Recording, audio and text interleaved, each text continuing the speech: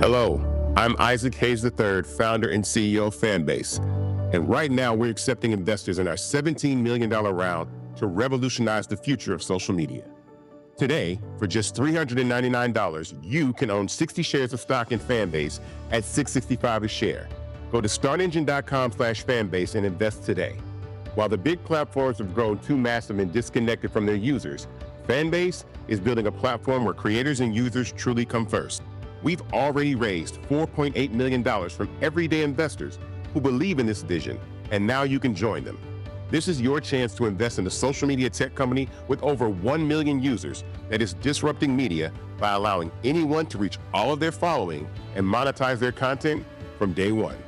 The market is changing, big platforms are failing to serve their users, and Fanbase is stepping up to fill the gap. Don't wait until it's too late. Invest now. Invest for yourself and your future. Go to startengine.com/fanbase and own the future of social media.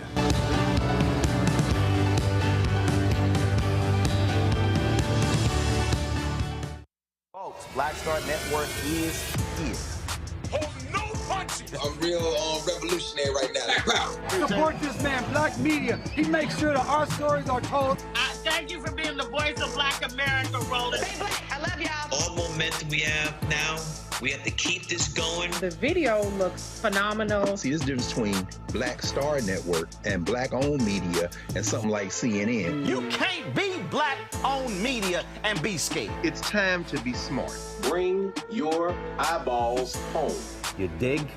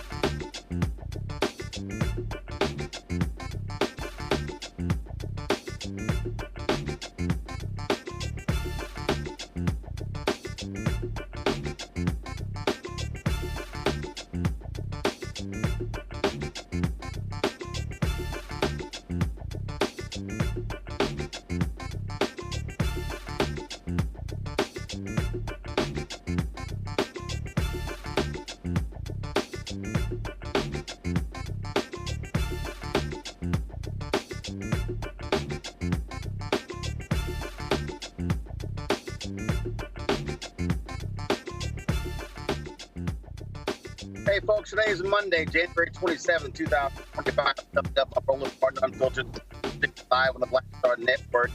Investigative journalist Greg Palast, he said that voter suppression reason Vice President Kamala Harris did not win the 2024 presidential election. He'll join us to talk about his research also on today's show. Donald Trump gets into a spat with the president of Colombia. MAGA said, the president brought him to his knees. That's not what happened. They're lying as usual. Then, of course, Pete Hicks said thinks that we're going to give him credit for restoring the Tuskegee Airmen being taught to U.S. Air Force recruits. No, we're not going to do that. And lots of people are talking about boycotting Target and other companies that pull back on DEI initiatives.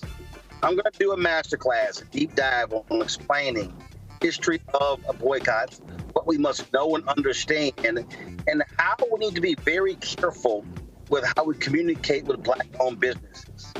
All of that and more right here on Roland Martin Unfiltered. It's time to bring the funk. Let's go.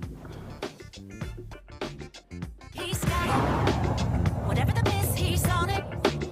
Whatever it is, he's got the scoop, the fact, the find. And when it breaks, he's right on time and it's rolling. Best believe he's knowing. Putting it down from sports to news to politics. With entertainment just for kicks, he's rolling. It's on go, roll, y'all. It's Roland Martin, yeah. Rolling with Roland now.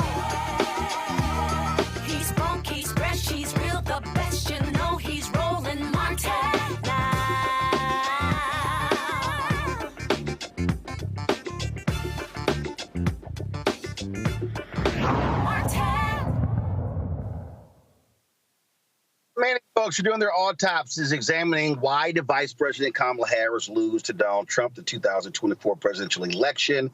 There are a variety of reasons. The Democrats stay at home. They weren't interested in voting for her over the issue with Gaza. It was the price of eggs and groceries. But investigative journalist Greg Palast, he says, no, voter suppression is the reason. And the fact of the matter is she could have easily won if it wasn't for that. He joins us right now. Greg, welcome back to the show. So walk us. Glad to be with you, Roland. Walk us through what your research has determined. Okay, it's real simple. In fact, if you go to gregpalast.com, you can get all the numbers so you don't have to keep your calculator and a pen next to you while I tell you what's going on. For those who, by the way, don't know me, Greg Palast, I'm an investigative reporter. I'm especially I'm known as a data journalist. I got the Global Editors Award for that. That means I'm a detective with a pen, and I used to work for the U.S. Justice Department and Attorneys General.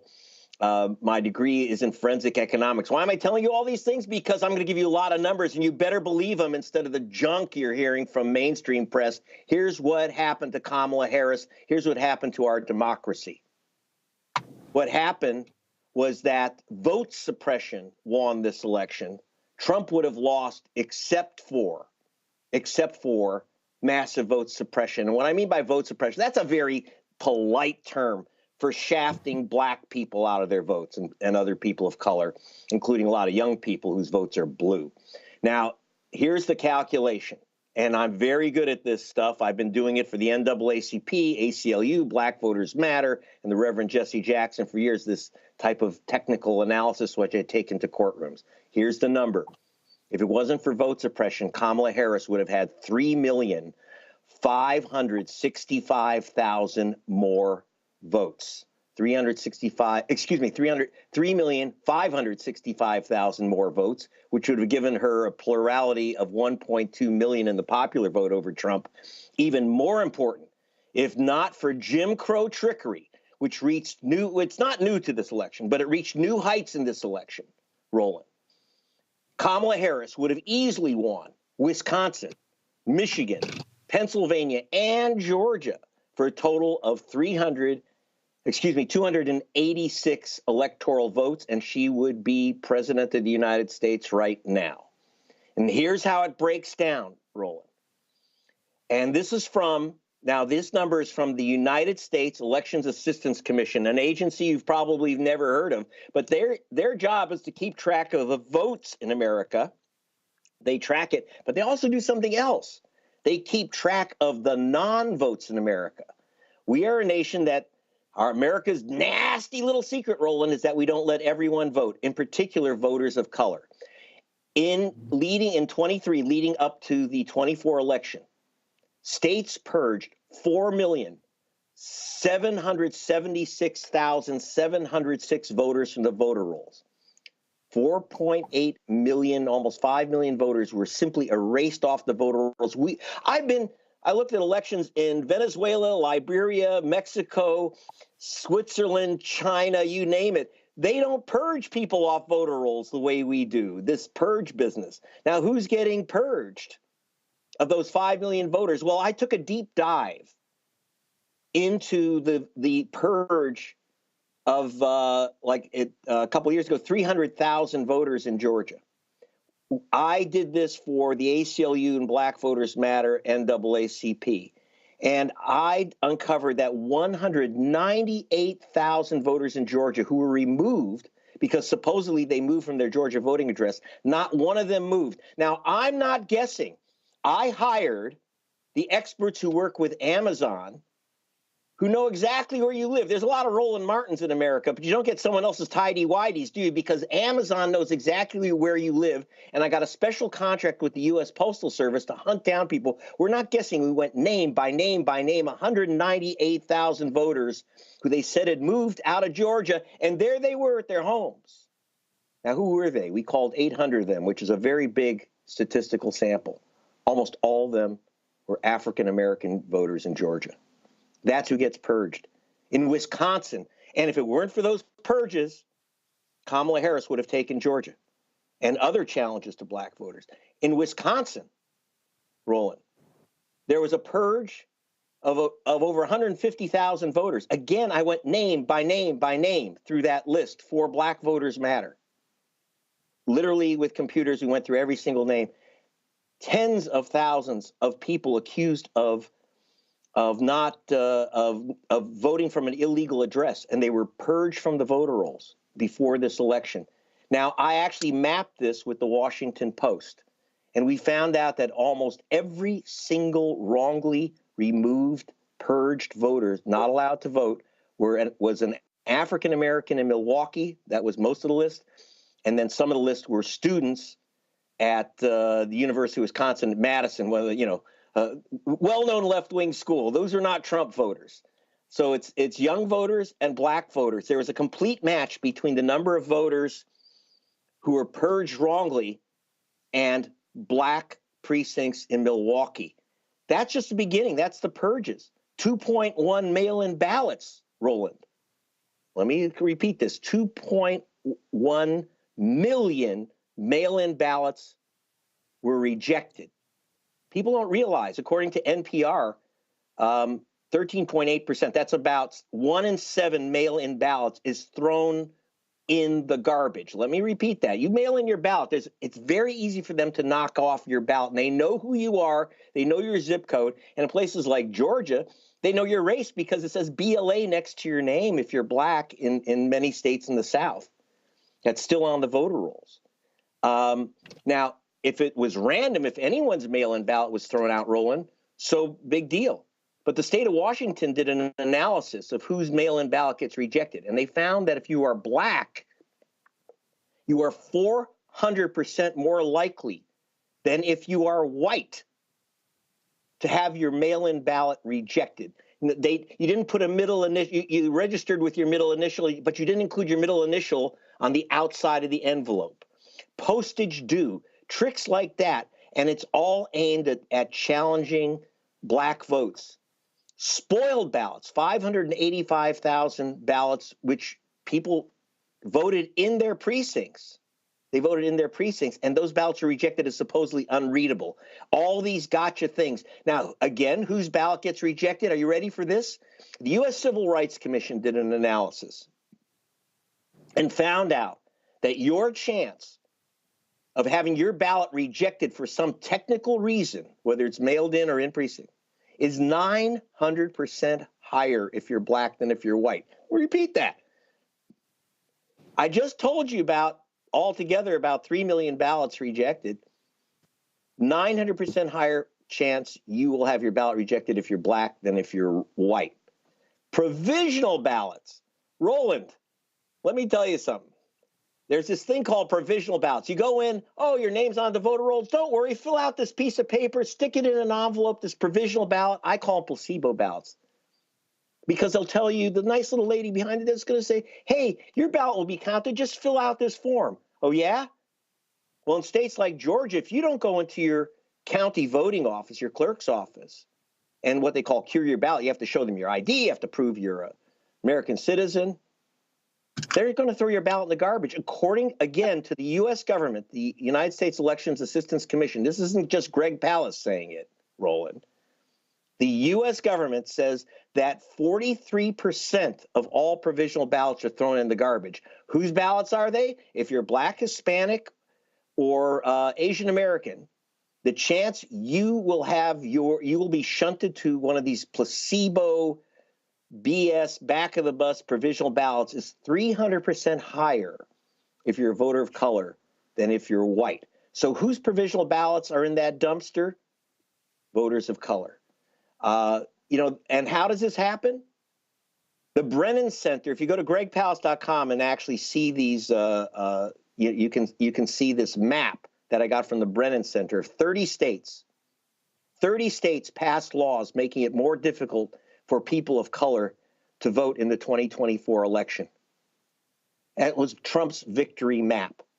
Altogether about, because not everyone purged would have voted for Harris, not everyone purged would have voted, but still you've got about 2.3%, 3,565,000 voters who would have voted for Harris were denied their ballot or denied the right to vote in the first place. And that's just the beginning of the ugliness.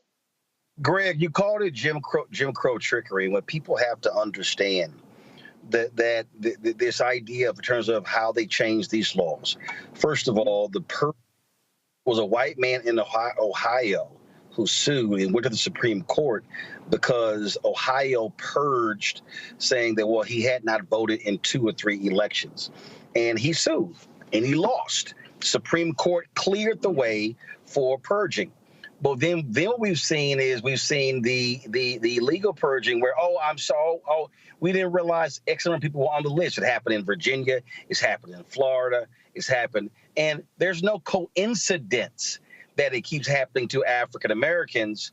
And it's all about creating massive hurdles. As you said, you got to sign the outside and the inside. It's like all these different rules, and it happens in Pennsylvania and other places, and it's all designed to be able to confuse people. And if you don't follow every single step, then you're in violation. And you don't even know whether you followed the steps. For example, you fill out a provisional ballot, and no one says, it says, put in, like, for example, in Ohio, it says put in an ID number. Well, if you say, or driver's license number, and if you say no driver's license, they'll disqualify your ballot. They will disqualify your ballot.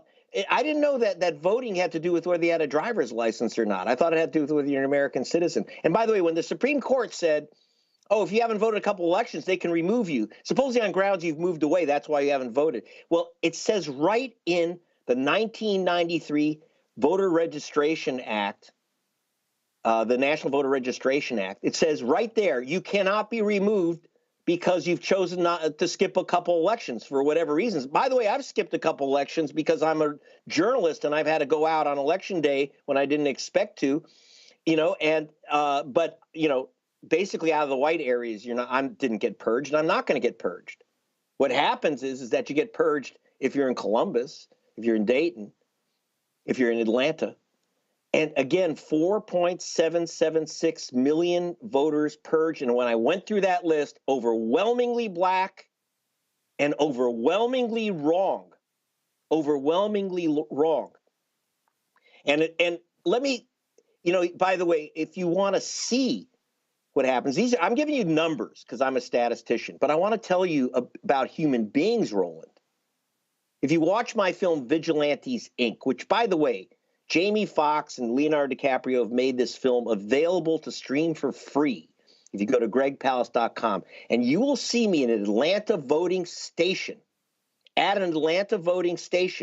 and I'll tell you about the man you're seeing right there, Major General Gamaliel Turner. Now, Gamaliel Turner,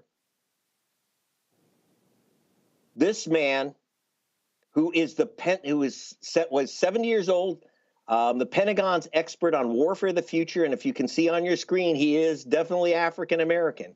He was assigned by the President of the United States to go from Fort Benning, Georgia, to a base in California.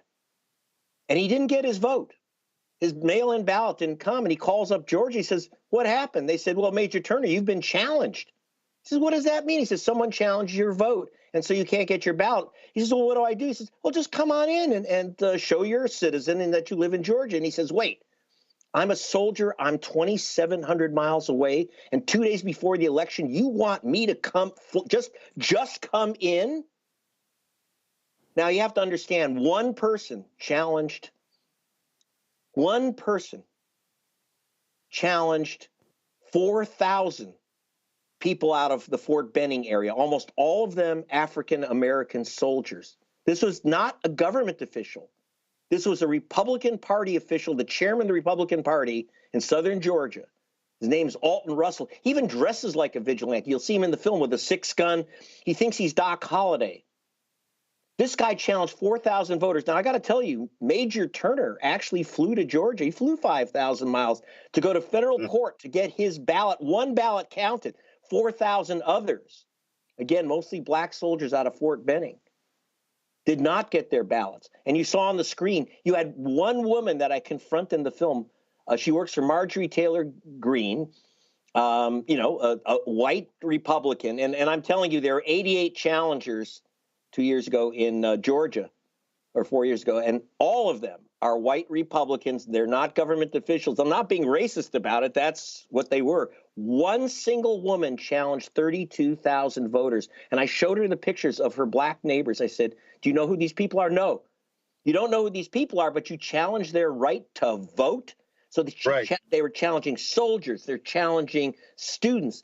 They're challenging just all their black neighbors by the thousands. And in fact, are you ready for this? By August, 3 months before the election, the Trump front group, True the Vote, proudly announced that it had already challenged 317,886 voters. That's a third of a million voters in swing states, Roland. A third of a million voters, overwhelmingly voters of color. And this is something that hasn't been done since 1946. This is the Ku Klux Klan plan of 1946, these mass challenges of black voters. This is brand new to 2024. This is one of the reasons why, like in North Carolina, they want to strip the governor of being able to control the state elections board.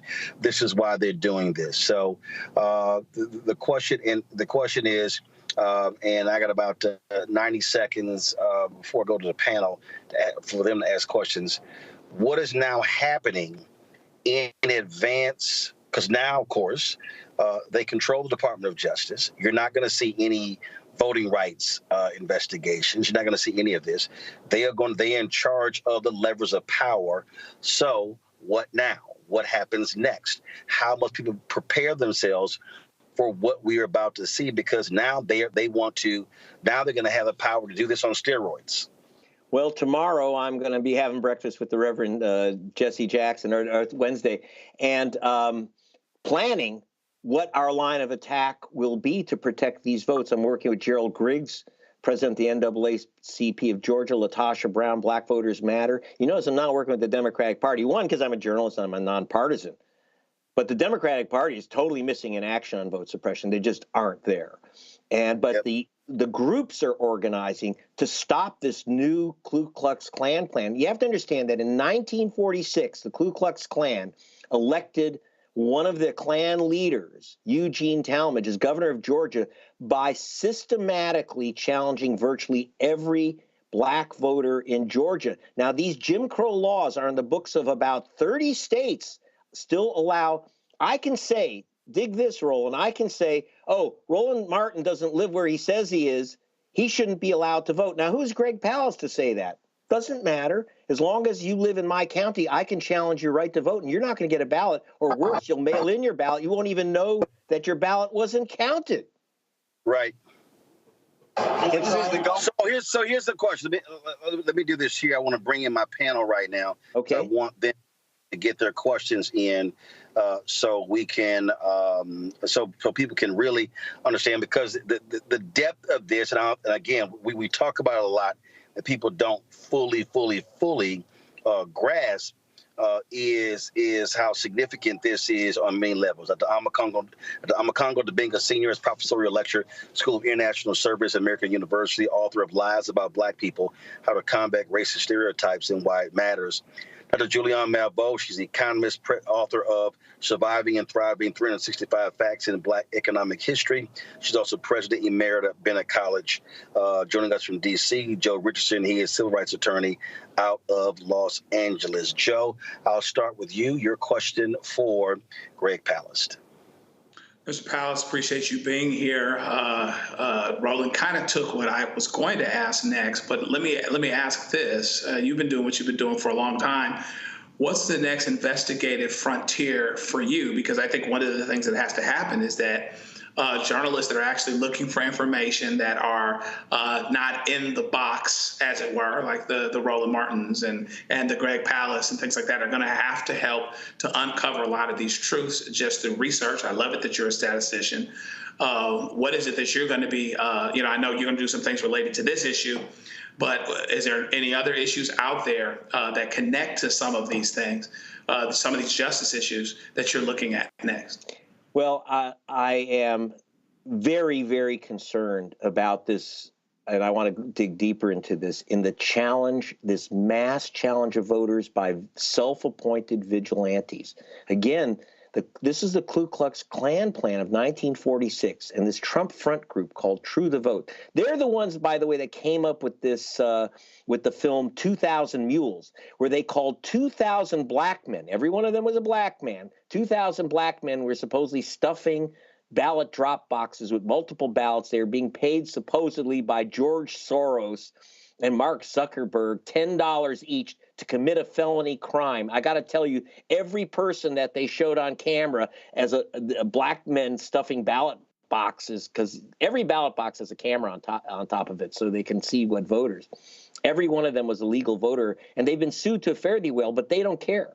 They don't care. They were proudly knocked off 250,000 voters by August. Their aim was 2 million voters by Election Day. What I have to do is, I've been getting stonewalled by state officials who have not been giving me the numbers. How many people in the end were challenged? How many people actually did lose their vote? I need those numbers. It looks like the numbers are huge, but I want to get a more exact analysis from each state, but they're stonewalling us. And we're not going to get the numbers from the Elections Assistance Commission until maybe even for another year, if at all, because the states are resisting and they're not required by law to turn over the data. We're the only state, we're the only nation among so-called democracies where the vote count and the vote non-count is some type of state secret. We need to know how many ballots were rejected, how many voters like Major Turner lost their vote.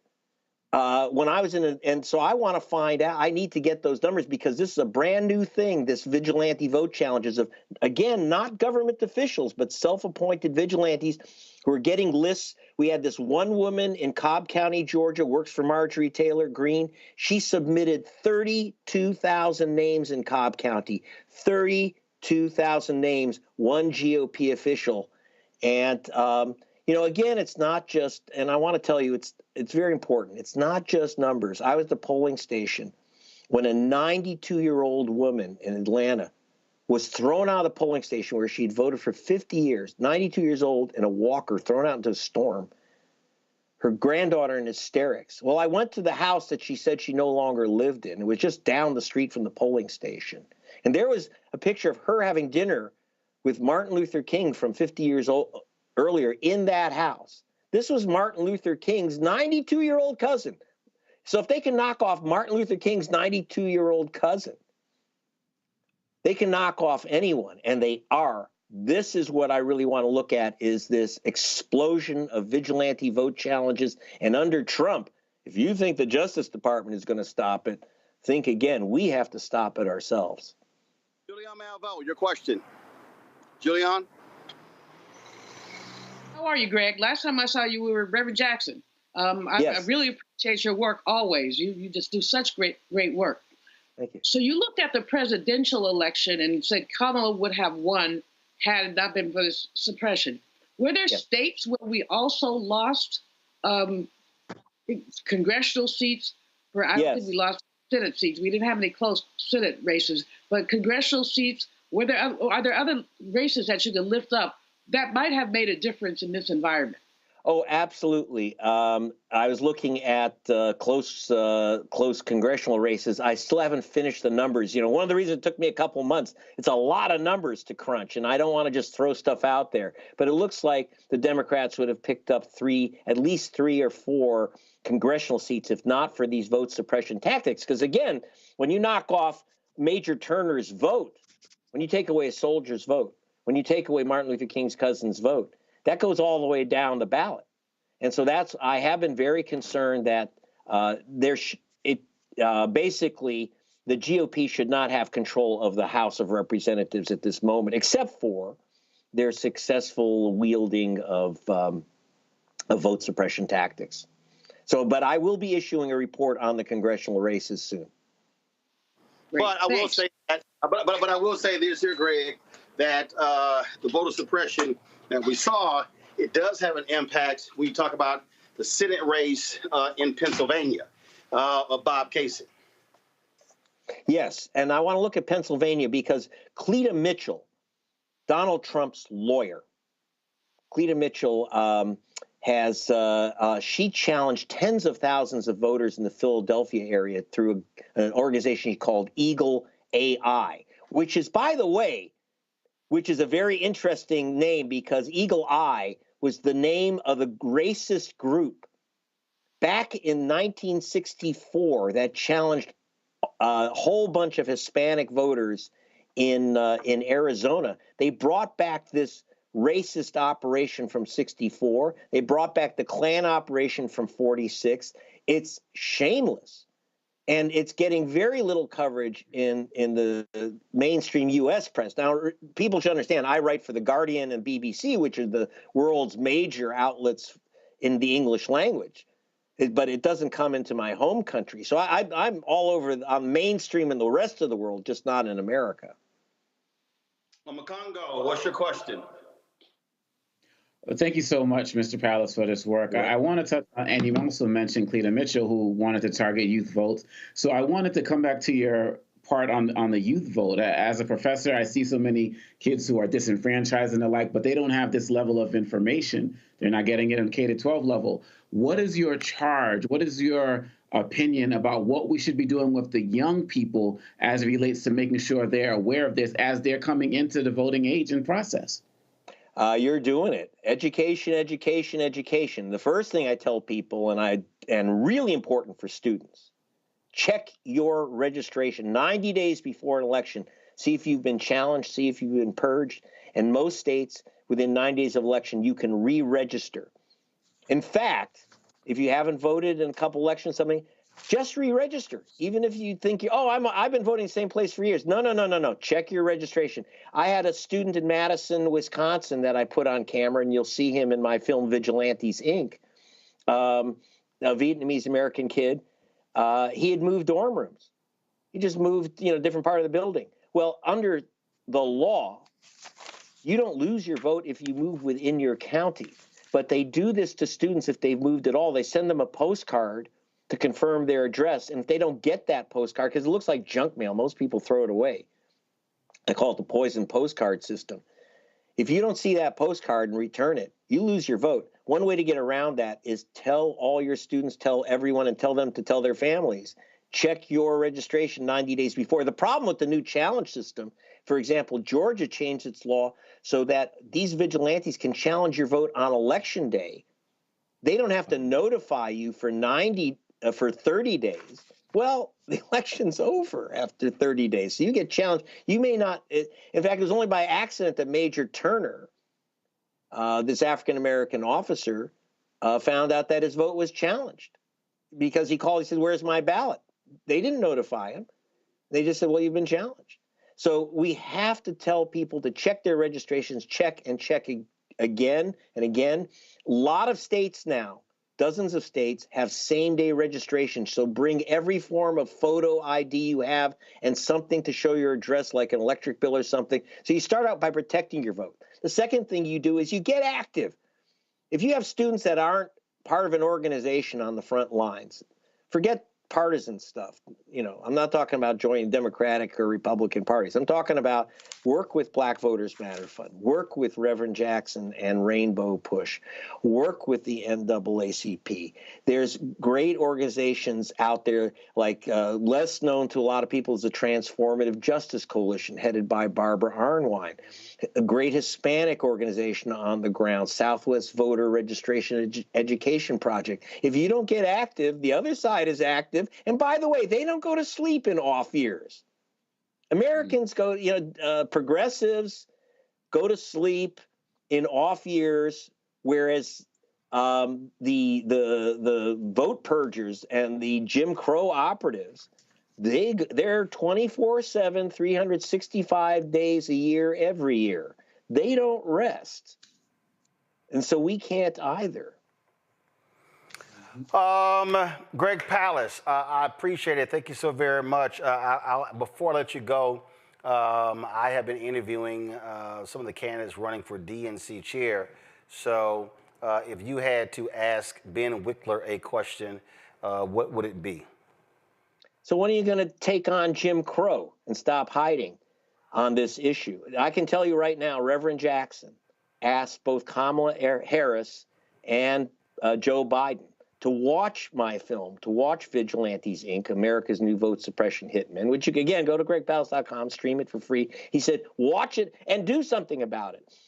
You know, and Harris said, well, when I get elected, I'll sign the John Lewis Voting Rights Act. He said, well, here's the problem, Kamala, as you just found out. If you don't do something before the election, you ain't going to get elected. So that's what we have to do, educate. And by the way, if you want to show your films in the class, in your classrooms, in your churches, go to gregpalast.com and we can hook it all up and you can get that film so people can see for themselves a real story. And it's a movie, it's entertaining, but again, for those running for DNC chair, hey, man, take on Jim Crow. We got to do it again. All right, Greg Palast, we certainly appreciate it. Thank you so very much. Thanks. Folks, take a real short break. We come back, we'll chat with Ben Wikler, who is running to become the next chair of the Democratic National Committee. That's next on Roland Martin Unfiltered on the Black Star Network. What's up, y'all? Look, Fanbase is more than a platform. It's a movement to empower creators, offering a unique opportunity for everyday people to invest in Black-owned tech, infrastructure, and help shape the future of social media. Investing in technology is essential for creating long-term wealth and influence in the digital age. The Black community must not only consume tech, we must own it. Discover how equity crowdfunding can serve as a powerful tool for funding Black businesses, allowing entrepreneurs to raise capital directly through their community through the Jobs Act.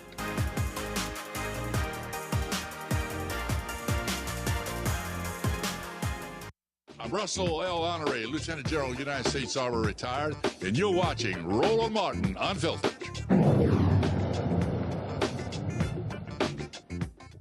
February 1st, Democrat delegates will meet at their winter meeting to select their new chair. Jamie Harrison announced that he was going to be not seeking for re-election, and so a number of people are vying for that post. There are a total of 8 candidates. We've had 2 of them on the show. Now we're about to have our third. Ben Wikler is from Wisconsin, and he says that he believes he has the strategy to help Democrats win. Ben, glad to have you on the show. First and foremost, you heard Greg Palast there talk about voter suppression, its impact. He says some 3.5 million votes across the country were suppressed that could have paved the way for Vice President Kamala Harris to actually win. What is your strategy to combat what he called Jim Crow trickery by the Republicans? You have to fight back on this, and you cannot just wait until the final stretch of an election. As Greg said, people who want to suppress votes, and they target Black voters in Wisconsin and across the country, they do this year-round. They do this in state legislative sessions. They do this through judicial elections. It's systematic. It's pernicious, and it is part of the worst history of our country, but it is very much here in the present. And I say this coming from Wisconsin. I live in a state where after Republicans took control in 2010 in the backlash against President Obama, they came into office. And what did they do? They ran on this and that economic issue. What they actually did is immediately smash unions, which they know have been the backbone of building up the multiracial working class in our state and across the country. They targeted Black voters and young voters with voter suppression. There's actually an account from a whistleblower who was a Republican legislative staffer who was in the room when Republican lawmakers were briefed on the impact on Black and young voters, and obviously there's a lot of overlap, of the law that they'd proposed. And he said that they were giddy with excitement about the impact it would have. It went to court. Republicans won with right-wing judges. The law went into effect in 2015, and immediately you saw Black turnout and college student turnout plummet in the state of Wisconsin before 2018. It's a core part of their strategy. They smashed unions, they suppressed votes, and they gerrymandered maps. And I've been the chair in Wisconsin for 5 years. We have a year-round voter protection operation. We operate all over the state, both in fighting in court, in working to make sure we're protecting votes at the polling place with voter protection hotlines, and going to city council meetings and organizing to make sure that there are polling places where there need to be, that Republicans can't take away voting rights over and over, and in fighting in judicial races where a lot of this stuff plays out. to make sure that when Republicans come for people's votes, that we're actually fighting back. And we've been able to make huge strides in unrigging our state. We've ended the gerrymander. We've restored some voting rights through state Supreme Court decisions. But this fight is still going, and it is going intensively under the radar. And we need a nationwide strategy, state by state, to fight back against it if we're going to have a shot in 2025, 6, 7, 8, 30, and beyond. But it also is important for where Democrats control both legislatures or in the governor's mansion to be much more aggressive at changing the laws in those states when they have the power.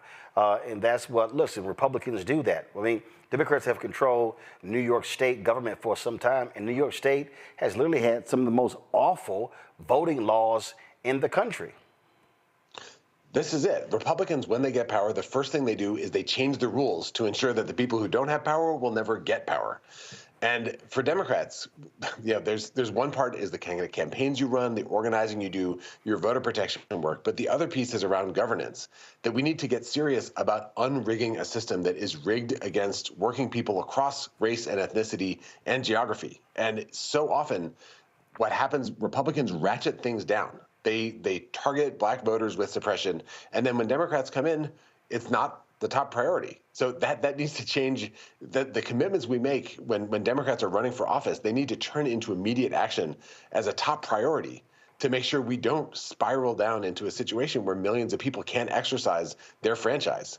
And in Wisconsin right now, we have a state Supreme Court race on April 1st. So in our state party right now, we have 81 staff members. We are knocking on doors all over the state in freezing weather this coming weekend, because we know that these races that often get no attention ultimately determine the rights that people exercise when it comes time for a presidential race.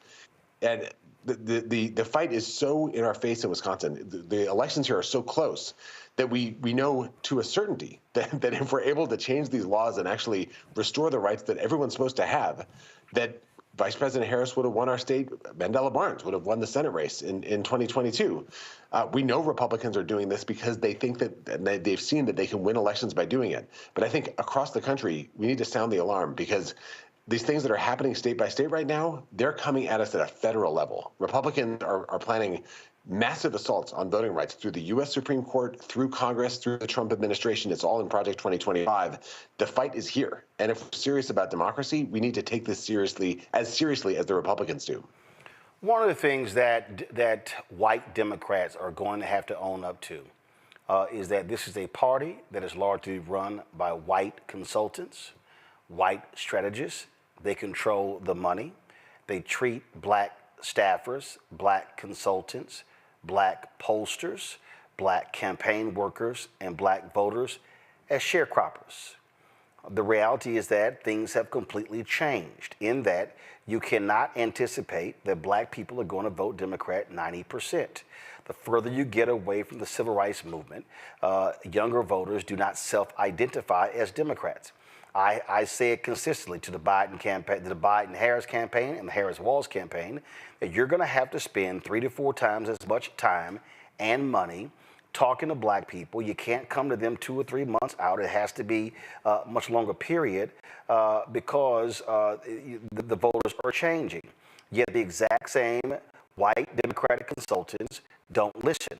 In the case of Vice President Kamala Harris's campaign, Jen O'Malley Dillon wouldn't listen. David Plouffe wouldn't listen. Stephanie Cutter wouldn't listen. And then it was even difficult. Quentin Folks, who's African-American, a lot of times wouldn't listen because he was taking marching orders from them. And so you have black folks in the party and outside who are frustrated, who are angry, and they're saying, well, all we see are white consultants becoming millionaires, having second homes, and black folks having to run campaigns with small amounts of money. What are you going to do to change that? So day one, we need to actually audit every single consulting contract that the Democratic National Committee has. I'm coming in with zero commitments to any consultant, to any vendor. We should start from ground zero and build out how we spend our money in a way that reflects our coalition, our values, the actual path to victory. And that's going to mean a ton more diversity, and specifically Black vendors and pollsters and communications professionals. I know in this last election, folks like Terrence Woodbury with Hit Strategies and Cornell Belcher did extraordinary research that helped inform a ton of the work that happened in Wisconsin and across the country. But so many of the organizations and the people who are best at this, a rising Black consultant kind of cohort of folks who have deep expertise in the communities that often feel like Democrats only show up at the last second. They didn't get funding until the very final stretch, and even that took moving mountains. And I mean, you had some firms that were created in 2023 that 100 million, 200 million in ad contracts were funneled through them, and it was like, what the hell kind of track record is that? And it seems like it is a constant insider game, and I know Black firms, Black ad agencies, Fuse out of St. Louis, Liquid Soul out of Atlanta, Carol H. Williams out of Oakland, reputable firms could not even get through the door, and they were being shut out completely. And then as a result, Black-owned media was forced to starve big as a result of how they were being mistreated by those white ad agencies. So I will tell you, in Wisconsin, which is, I've been chair here for the last 5.5 years, our state party makes investments in the spring, not just in the fall, in Black-owned media in Wisconsin. We are on Black radio. We work with Black newspapers. We work with candidates to make sure they're showing up on podcasts, on streaming platforms with different folks. We work with cultural influencers, Black cultural influencers in Milwaukee and across our state, because we know that the places where people actually spend their time and attention, it is not just traditional corporate-owned media. It is a whole emerging cohort of different places. And we work hand in glove with Black-led organizations on the ground that do organizing and communication and make sure that all the different political actors in our state are paying attention to the focus groups, to polling, to stuff where we're actually hearing from Black voters directly. And that work is best led by people who understand the communities that they're researching. So we've built an engagement strategy that is year-round, that is actually showing up, and we can see in the numbers the impact that that's had. And this, I'm not saying this is just our state party. This is a unified effort across the union movement, grassroots organizations, and the media and communication work in our state. Milwaukee, which is where 70% of Black Wisconsinites live, it had the highest turnout of any city of the biggest 50 cities in the country. It was 89%. We added votes for Harris relative to Biden, and we did that by doing long-term, serious engagement and investment. And to me, that's the model. Like, it just doesn't work to have this be the kind of afterthought at the last second or something that requires a battle to do up front. We should actually build the plan together from the start. And it should be part and parcel of our theory about how we win elections at every level of the ballot. That it's not rocket science to do this. But for some reason, it's taken a long time for our national party to realize that what has been happening has not been working. And I think we can see that in this election result. We can see that in how things worked out differently in Wisconsin, frankly, where we added votes. And I want to bring this nationwide. I think it's an urgent matter of necessity for us to do this. You cannot take Black voters for granted and expect them to always show up and always vote with our party. And this is, I want to say, Black women did vote in the exit polling. It's like 92% for Kamala Harris. This is an extraordinary level of commitment and engagement. And Black men did vote like 78, 80% for Kamala Harris. So this is not to say that this election result was the fault of Black voters who came through for the Democratic Party more than any other community in the nation. But it's to say that the Democratic Party needs to show up to engage these voters, to make sure that they are hearing from folks who understand the challenges that they face, the issues they face in their lives, the aspirations that they have, and are communicating in language and with visual communication that actually resonates culturally. If we do this right, we have a chance to build power together that allows us to win elections and then make a difference in people's lives, which ultimately is the basis for building the trust that builds a political coalition. It's how we actually deliver. But the first step has to be that we invest earlier and in a different way with a more Black-led set of folks on the front lines of figuring out what messages are going to work and then building the communication that actually does it. How do you also look, the DNC chairs over the Democratic National Committee. And when I look at this, I look at the entire apparatus. I look at the DNC, I look at the DCCC, I look at the SCC, I look at the Democratic Governors Association, I look at these PAC, House Majority PAC, Senate Majority PAC, I look at during this last election, future forward. And I can tell you right now, just straight up, my personal dealings, it is a whitewash across the board. They don't return emails, they don't return phone calls, they don't reach out. It is the exact same thing. And so what ends up happening is folks are raising money, doing these things, and it's the same people freezing other folks out. And I've said to the other folks who are running for DNC chair, there should be a massive meeting of leadership and putting it on the table as well. And I can tell you, there are labor unions who are pissed off with all the money they keep giving to the Democratic Party, and they keep saying the exact same people. And I'll tell you right now, I got no problem saying it. The guy who ran the Senate Majority PAC wouldn't respond to any of my emails, phone calls, nothing.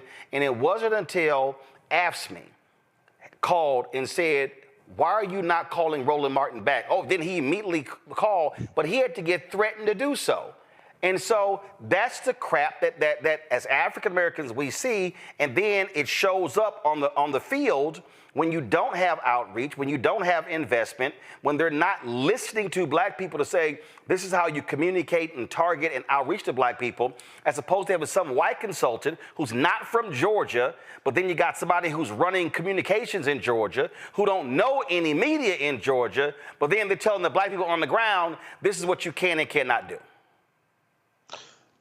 I will say we need a new day, and that's going to mean having these conversations and actually having people in the room in these conversations that can speak directly to the crisis that you're talking about. I'm honored in this race to have the endorsement of the 4 big public sector unions, the NEA led by Becky Pringle, the AFT led by Randy Weingarten, AFSCME led by Lee Saunders, and SEIU led by April Verrett. And that is 3 of the 4 big public sector unions have black leadership at this moment. The union movement, as you know, is a multiracial movement. And the reason why we are working together so closely in this race is because we understand that we actually, to connect with working people across race and ethnicity means actually communicating in ways that make sense in the cultural lives of the people with whom we're trying to communicate. And that means that the people building those communications have to reflect those communities and actually understand who they're talking to and how people talk in real life, not just the way that people talk in polls where everything is crafted and every message takes 90 seconds. You actually have to go directly to the stuff that people talk about when they're trying to figure out how they're going to put the money together to pay bills and fill prescriptions at the same time. This has to be a movement that actually connects. And the Democratic Party, you're right, it's an ecosystem. It's a ton of different groups. We worked a lot with Collective PAC, and the ED of Collective PAC now is the executive director of the Democratic Party of Georgia and did extraordinary work. And Democratic turnout rose in Georgia as well. And it was, I think, nationally we can learn a lot about how if we'd invested maybe a little bit earlier and had recognized that Georgia was the battleground state a little bit earlier, we could have had an even better result. But to me, this work has to be year-round with people at the table from the outset, which the union movement has to be at that table, building these plans. I think that the national party should be working with all the entities you mentioned and with unions nationally and in states to build out the long-term strategies up front and figure out, and this is, I think Leader Jeffries has a very different vision for who's going to be driving this work and making sure that we're actually working with vendors and with pollsters and with communications experts that understand how to interact and communicate to black people. We have a chance to build a party that gets this right in a different way in these next 4 years. And if we do that, we can demonstrate that there's a better model that is going to be more effective, that is possible. And I think we'll be able to raise more money to invest more once you actually show results.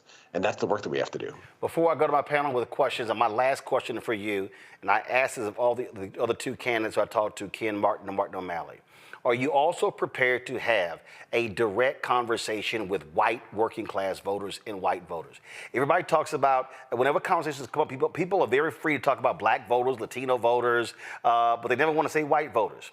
And I, look, I wrote this book here, White Fear, How the Browning of America is Making White Folks Lose Their Minds. I've been speaking on this since 2009 on CNN and every other platform. I've been seeing this since 2022. Everything that we're seeing right now, I actually wrote about it. And candidates and Democrats, when I see these stories, I hear Senator Bernie Sanders like, oh, we've lost the working class. I'm like, no, Bernie, the black working class is still with you. It's the white working class. And Democrats have not been willing to have frank conversations with white working class people that they are choosing culture and they're choosing these culture issues over their economic interest. This is the only way that we've been able to do as well as we've done in Wisconsin. We don't win everything in Wisconsin, but Wisconsin is a majority white working class state. Most Wisconsin voters are white voters without a college degree who make, working class, middle class salaries. It's a state with pretty low unemployment rates, but it is not a state of there's right-wing billionaires. We don't have a lot of liberal billionaires in the state of Wisconsin. And we organize everywhere, we communicate everywhere, and we've trained our county party chairs on the race class narrative, which is a way of communicating where you say, you know why Republicans are appealing to racism? It's because they're trying to divide voters by race in order to rip off everyone. It's explaining why Republicans use these attacks, and they use them in every election in our state. It is totally standard, from Supreme Court races to state legislative races to Senate races to the presidential race. It is always, it's a racially coded appeal to fear and division in order to divide people by race so that they can, put oligarchs in charge and rip everybody off. And we actually communicate about this, and it works. There was a study, an analysis that looked at Wisconsin and Minnesota. And, it's no secret that white working class voters have moved away from Democrats across the board. In Wisconsin, they've shifted 4.9 points from 2018 to 22. In Minnesota, they shifted 8.9 points. We have a lot more to do if we want to gain ground, but we've slipped much less than our neighboring states, and we do much better. I think in every single county in Wisconsin, Democrats overperform with white working class voters relative to the national average. There was a big Washington Post study that looked county by county and found that Greene County in Wisconsin is the county with the largest white working class population that Biden won. It's 71% white working class voters. Right. Where Biden won in 2020, and we actually got more votes. We got more votes in most rural counties in Wisconsin in 2024 than we did in 2020. So you're exactly right that Democrats cannot just ignore this, and if they do, they're going to keep losing elections. And I agree with you that so much of the punditry is like, oh, Democrats lost because black voters didn't show up or Latino voters didn't show up, and most of the voters in this country are white voters. If you're not communicating and organizing for them. But it doesn't work if you pretend that the racist attacks aren't happening. That is the central Republican strategy. So you actually have to meet it head on and explain why they're doing it in a way that allows you to bring the conversation back to the fact that no matter what the color of your skin is, everyone needs a roof over their head and they need food on the table. And Republicans want people to think about something else, because actually economic solidarity has always been the bedrock of building a multiracial democracy. I got to get 3 questions in 2 minutes. Right. Makongo, make it, I know, because Ben has a heart out at 7. Makongo, go with your question. My question is about the youth divide in the Republican Party. They all gathered around Trump, 78 years old. They fell in line. What is your strategy for addressing the challenges that exist between the elder members of the party and the younger members? Ben? So part of this is about where we communicate. And that, I think the Republican Party right now is showing up in a lot more alternative media, new media spaces. It's showing up a lot more on long-form podcasts and on vertical video, these places where young people overwhelmingly get their news. This program, my guess is, has a significantly younger average audience than cable news, and certainly younger than newspapers. And as Democrats, we don't do enough to invest in working with creators and working with people that are building alternative media spaces. So one piece of this is where we communicate. And then the second thing is what it is that we're communicating when we're there. And if you look at how the right has especially spoken to young people and to young men, it's so much about their aspirations and what they want to do. Yep. It's people that are trying to figure out how to get ahead, how to build wealth. It's people who are hustling and grinding and trying to figure out how to make it work. And as Democrats, we're often talking about people like they're under attack, and they are, that's real. But we also have to speak to what they want to do with their lives and be a party that is felt to be a partner in trying to build the lives that everyone wants to lead. So it is both where and what we communicate. And to get those things right, we need as a party to be working both with candidates and with consultants and pollsters and vendors that understand how to do this because they've lived it. And this is the media environment in which they live their lives as well. So it's every step in the chain. But to me, the end point has to be Republicans can't dominate the discussion about what Democrats are about. We need to tell our own story and show up in ways that demonstrate we actually get what's happening in people's lives. All right, that was a long answer, Ben. Can you take these other 2 questions? Yeah, well, yeah. Okay, Julian, question. Ben, first of all, thanks for being with us. Julianne, go right to the question.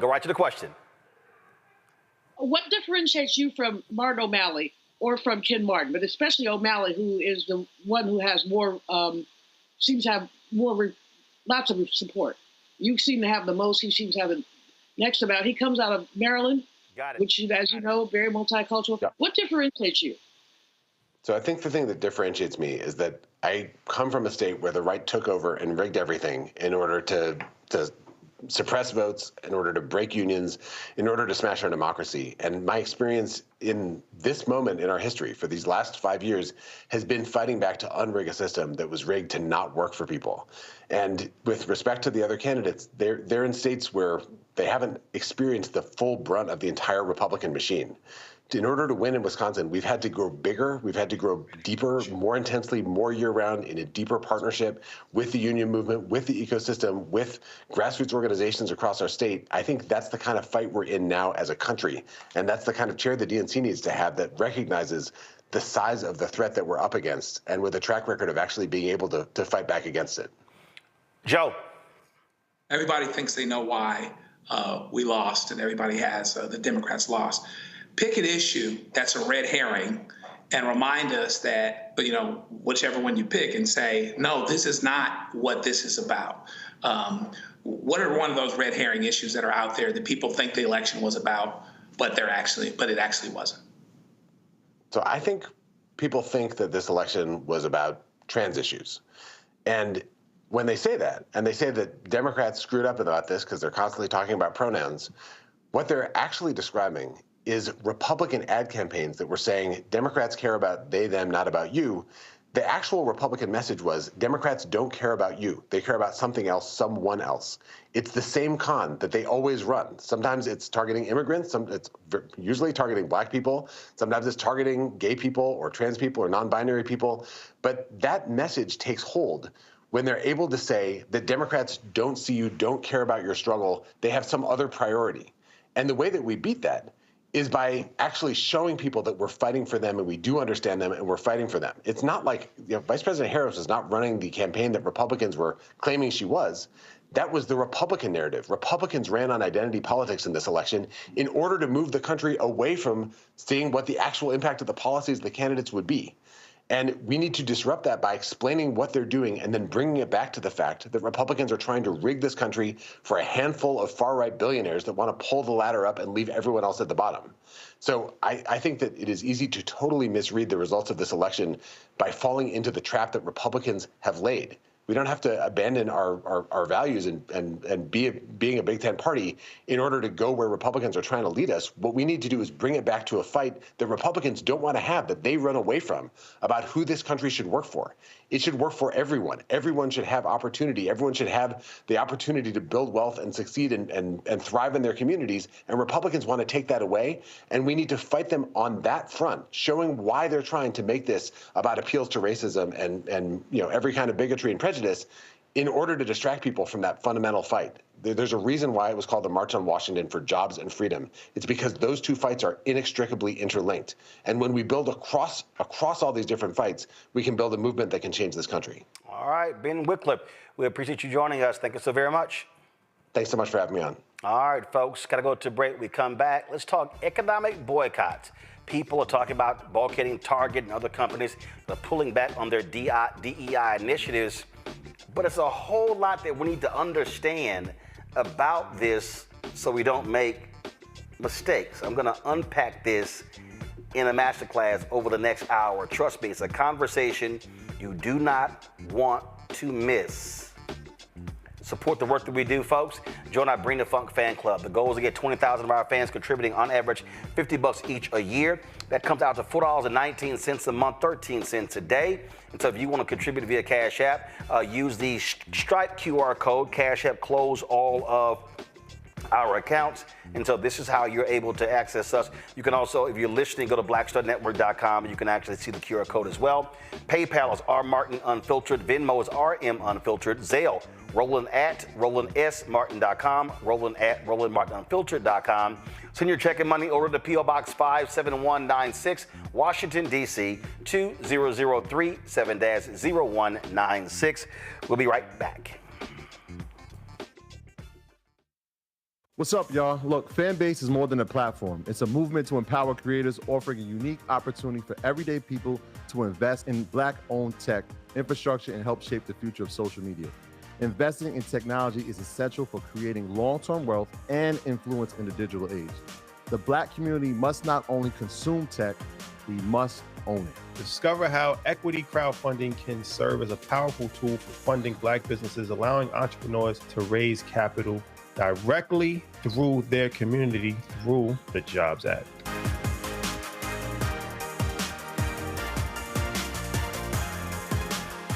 Next on Get Wealthy, with me, Deborah Owens, America's Wealth Coach, women of color are starting 90% of the businesses in this country. That's the good news.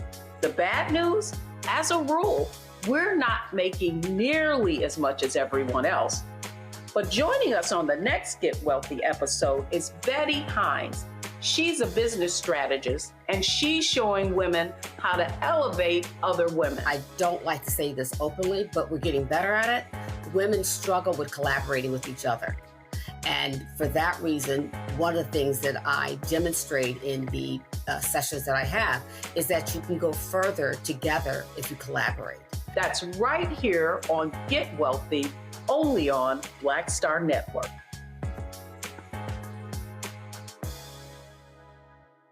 Coming soon to the Black Star Network. But y'all, when you're on that stage, or when you're and you're seeing 2 and 3, 4 generations in the audience, that's got to speak to you about the power of what y'all have become. Oh, most definitely. I think we were doing our show before our break, and remember, I was watching this kid. I could not take my eyes off him because he was about 9 or so. He was sitting in the front row with his over on the right-hand side. Yes. I was amazed that this kid knew everything, and I was like tripping to see how many songs this kid actually knew. And he knew them all. And he knew them all. We had to go over there and bring him on stage and take a picture with him, at the end of the show and stuff, because it was just that amazing. It's like, this is crazy. The music travels everywhere, like what Philip was saying, seeing this young kid, then you hear our songs on commercials, cold commercials. Then you have the younger ones that hear our music in animation.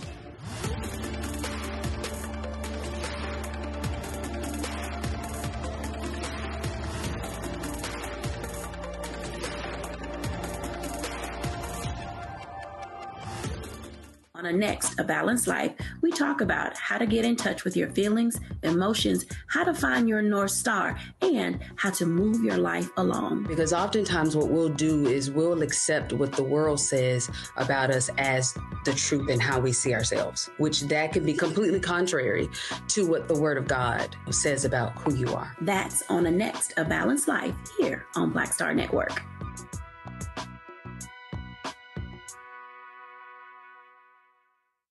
How you doing? My name is Mark Curry, and you're watching Roland Martin, unfiltered, deep into it, like pasteurized milk without the 2%. We getting deep. You want to turn that shit off? We're doing an interview, motherfucker.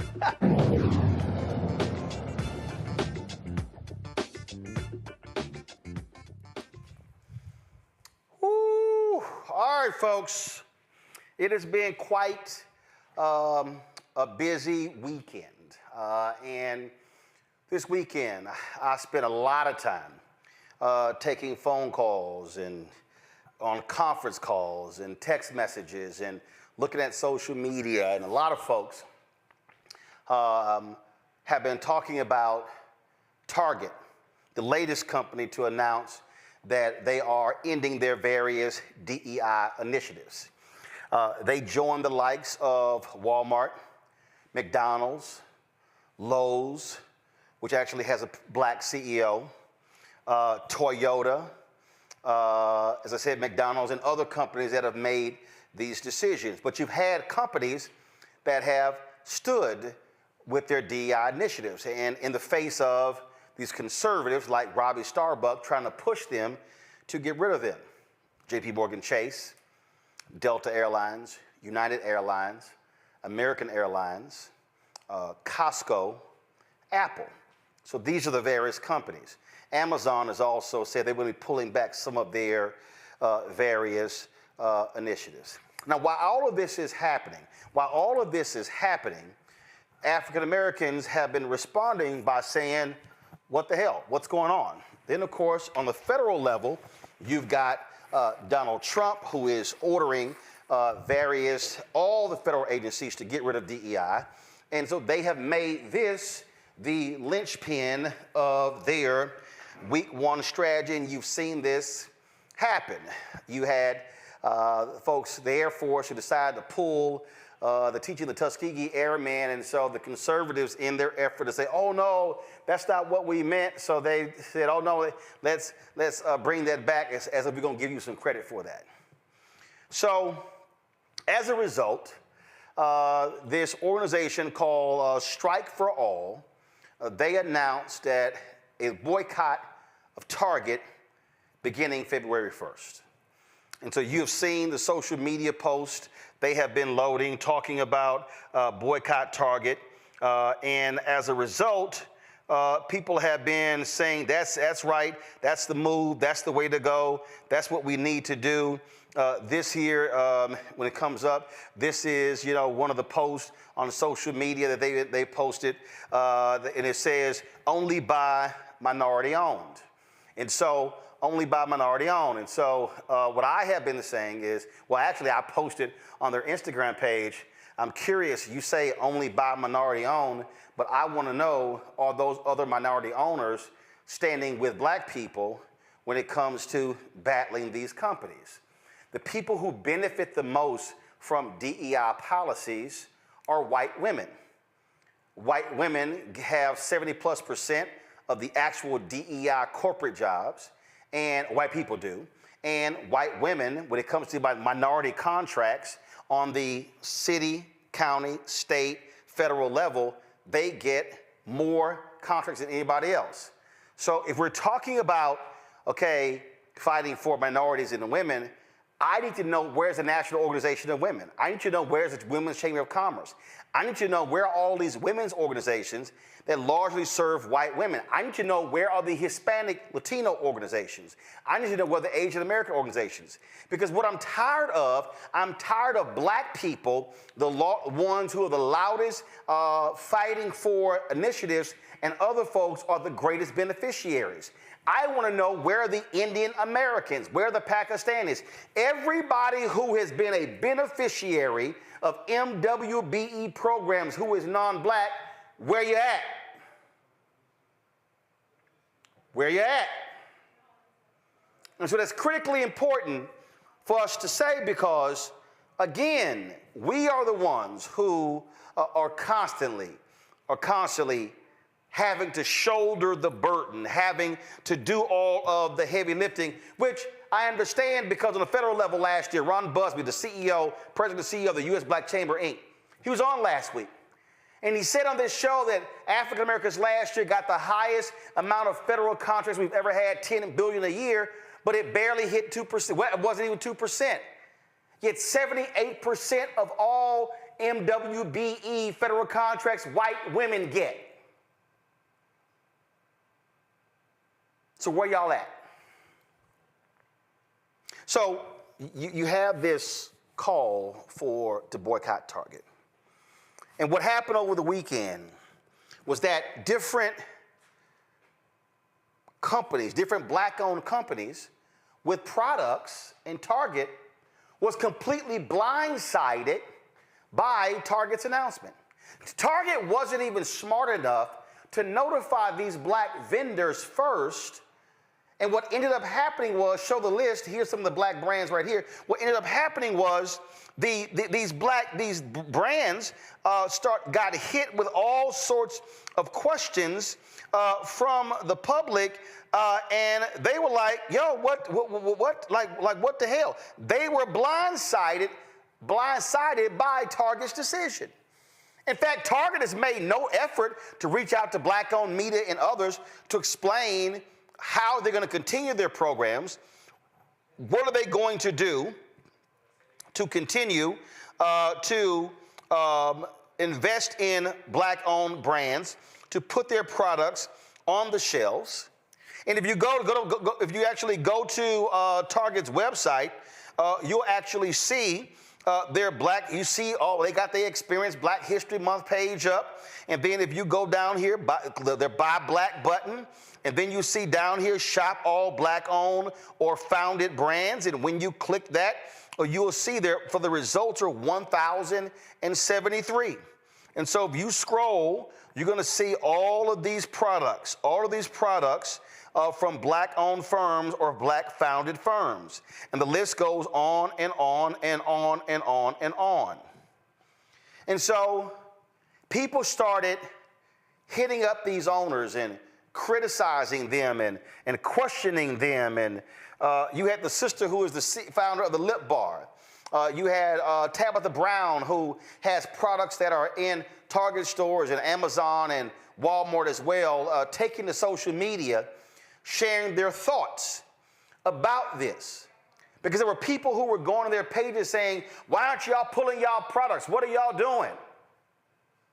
Here was a response that Tabitha gave on social media. She made a couple of posts, but here's what she said.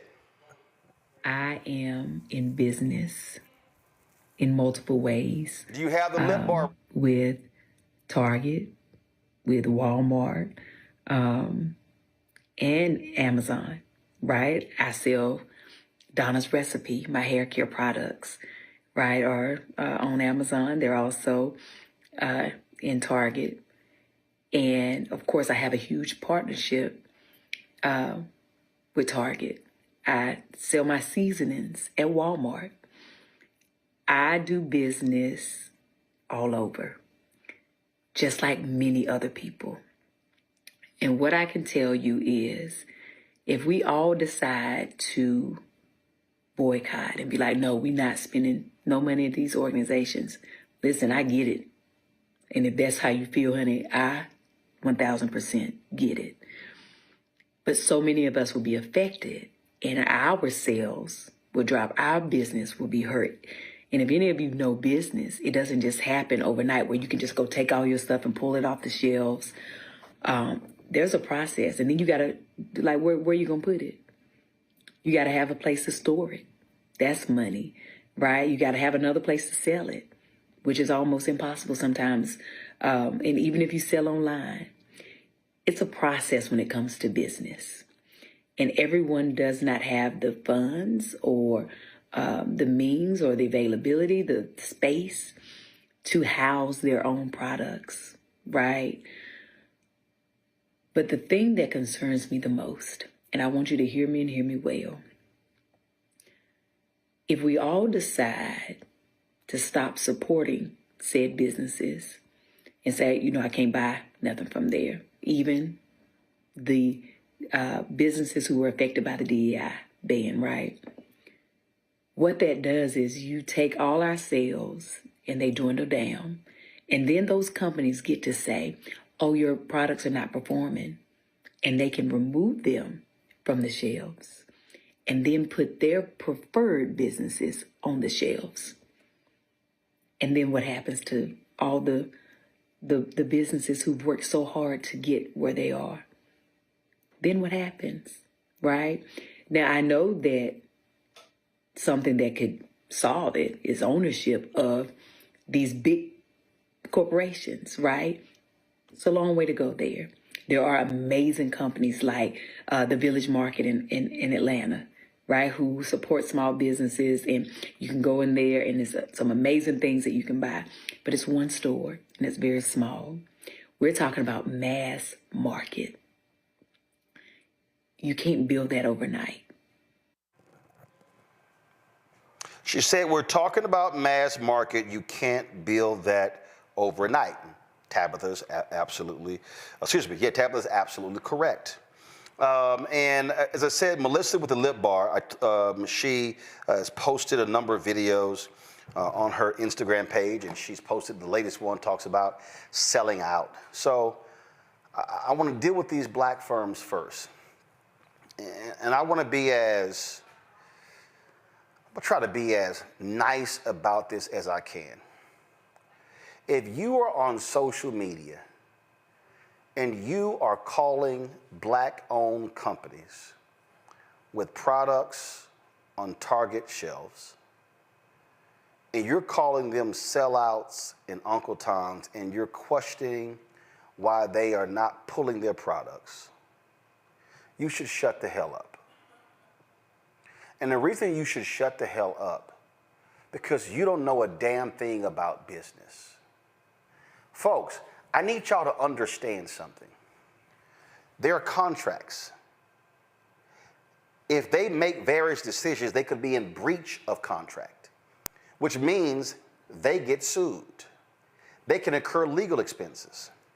Well, people also don't understand, especially people who have never been in business, who don't know what an EIN is, who have no idea what I'm talking about.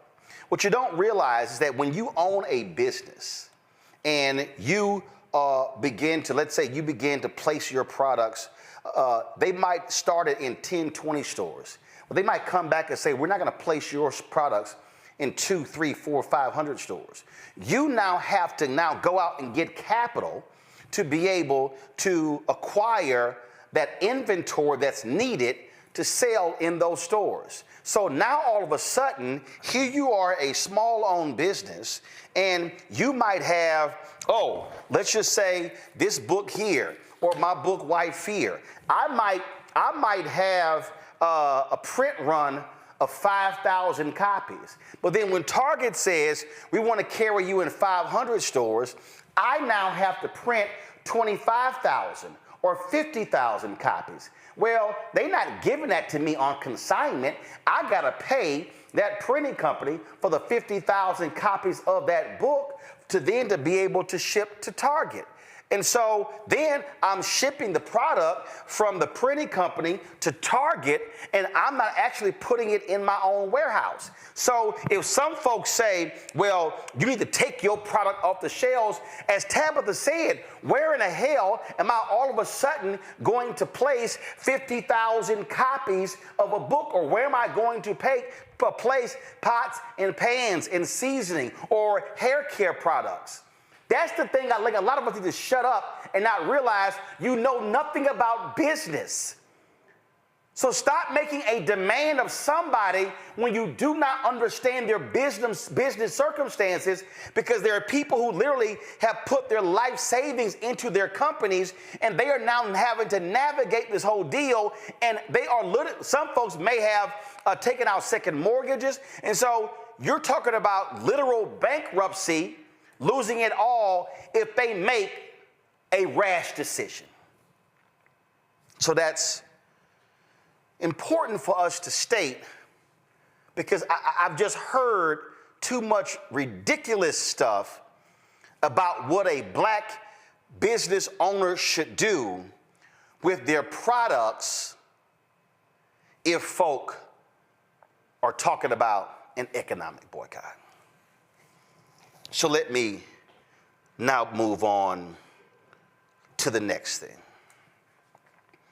Anybody who has watched this show, you have heard me often refer to Dr. King's sermon, April 3rd, 1968, at Mason Temple in Memphis.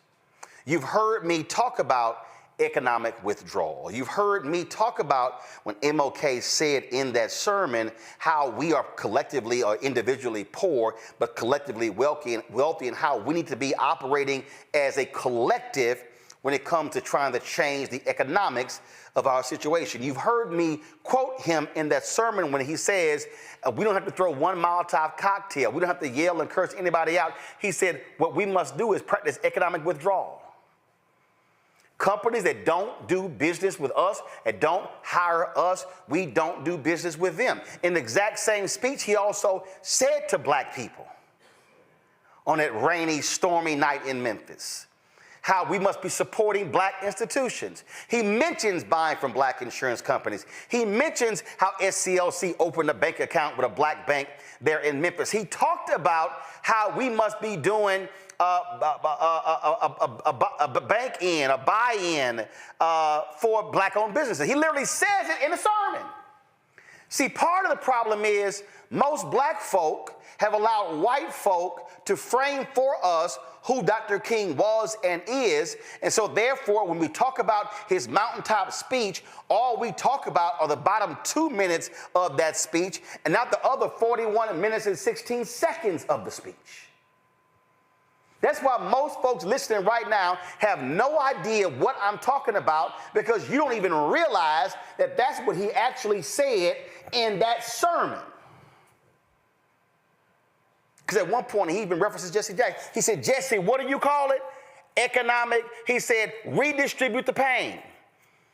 He said, so far, the black sanitation workers, they're the ones who have been enduring the pain. Now, if we do an economic withdrawal, we must now redistribute the pain.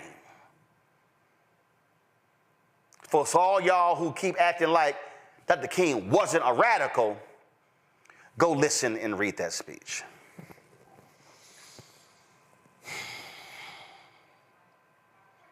So when we talk about boycotts, there are a number of things that we have to factor in that too often we don't. One of the things that you heard me say before on this show is that folk immediately yell, boycott! That's their first reaction to something that happened. But there's a problem with that. You have to actually follow a process. I think I probably sold more copies of this book than the author, Martin Depp, who's still alive. I was texting him last night. White pastor in Chicago. He happened to be on the committee. He was on the committee with Reverend Jackson at Operation Breadbasket in Chicago.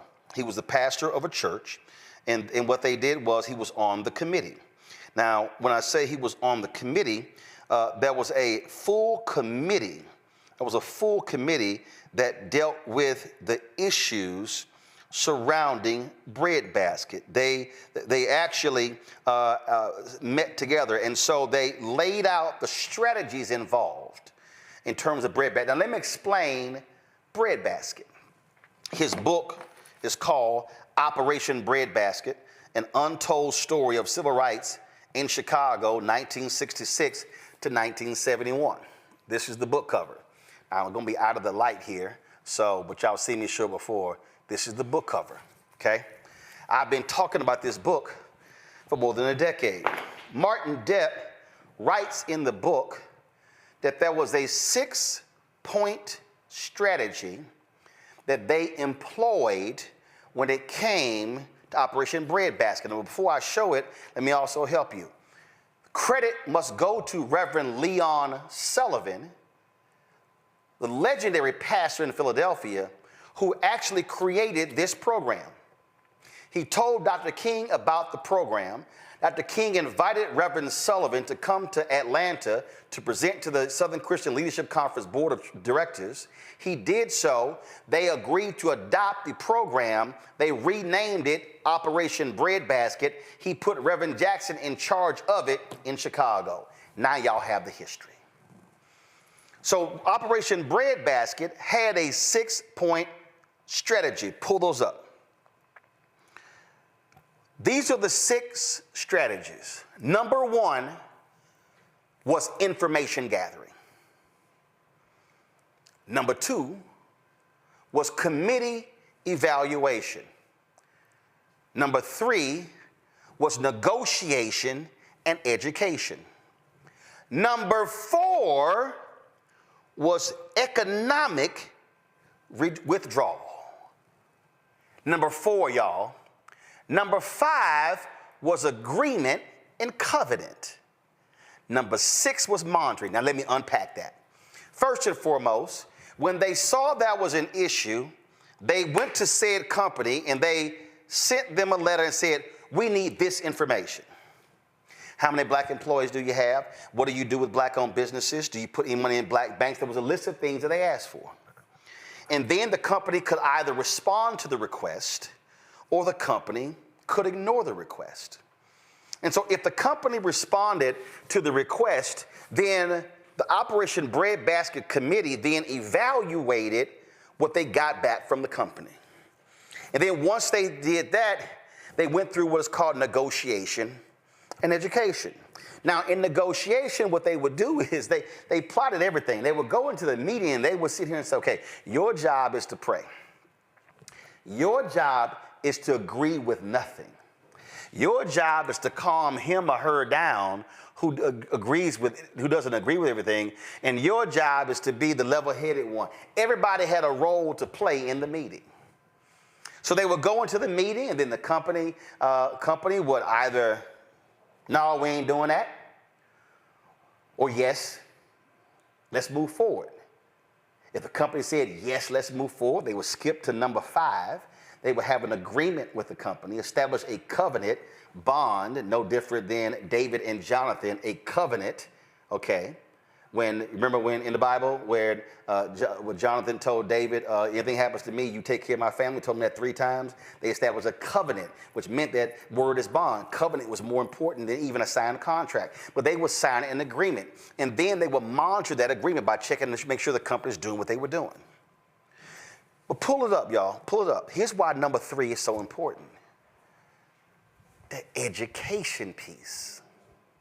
What they would do is they would go back to their churches and they would be educating the congregation about the company, about what they wanted, how the negotiations are going, how things are. So they were constantly educating them. They were constantly teaching them. And then if the negotiations broke down and they went to economic withdrawal, they would then launch pickets at strategic stores, not all at one time, and then ramp up from there. And the whole point was to keep folk from going into those stores. Now, pull it back up. Look at number 5, agreement, covenant. The outset, the committee established what is it that we want from this company. Come on back to me. If you read this particular book, they laid out in this book that they weren't just interested in the company hiring black employees. They wanted senior level black employees. They wanted entry-level black employees. But they also wanted black-owned company products on the shelves, shelf space. But I'm not done. They also wanted that store to put money in black-owned banks. I'm not done. They also wanted that company to hire black-owned companies to do jobs. So if that company had trash pickup or if they had construction or whatever, they wanted black-owned companies hired. It was a multi-pronged strategy. That's one of the reasons you saw so many black millionaires come out of Chicago, because Breadbasket was forcing the companies in Chicago to do business with black people. Now, why am I saying this in relation to the call to boycott Target? Here is what I have not heard from any of the people who are yelling, boycott Target. What's the end game? What is it that we're asking Target to do? I get boycott, but what do we want? Are we saying, Target, if you do not recommit to spending $2 billion a year with black businesses, y'all, and that's just not people at the shelves. That's actually everywhere. That's catering companies, limousine companies, black-owned advertising, black-owned media advertising. That's the whole deal, doing business with black people. Target had announced they're going to spend, by 2025, $2 billion. They announced in 2021 that they had got $1.78 billion, but $1.78 billion ain't $2 billion. That's $220 million before you go. So, what's the end game? What is it that we're asking Target or Walmart or Ford or Toyota or any company, what are we asking of them? You don't launch a boycott until you know what you're asking for. You don't launch a boycott until you've educated your audience on what it is that we're actually doing. So now you have to factor in here. Now you have to factor in. See, here's the thing, y'all. I think a lot of people right now are rightfully responding with emotion. King said, you must channel anger into action. An economic boycott cannot be driven by emotion. It must be driven by strategy. That's what has to happen. And it can't just be, we're going to spread the word on social media. There's a whole bunch of people not on social media. So here's the question. If the boycott is going to start at Target on February 1st, have the organizers, and first of all, the question, who is the organizer? So is the all the organizers Nina Turner's group? So that I showed y'all that strike for all, that's her group. Or is it somebody else? Like, who is it?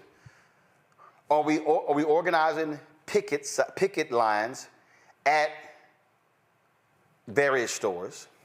Now we also have to factor in that some Target stores have been placed in black communities where there are food deserts. See, I need us to be thinking. There are people who hit me earlier. They said, hey, there's some Target stores that are in rural areas. That's the only place in town. So the question then becomes, how do we properly execute a strategy? Now, here's the deal. And I'll pull this up here. Target, just so we understand something,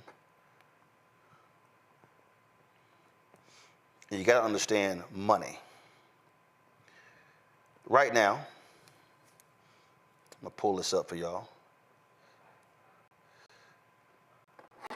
This is understanding money.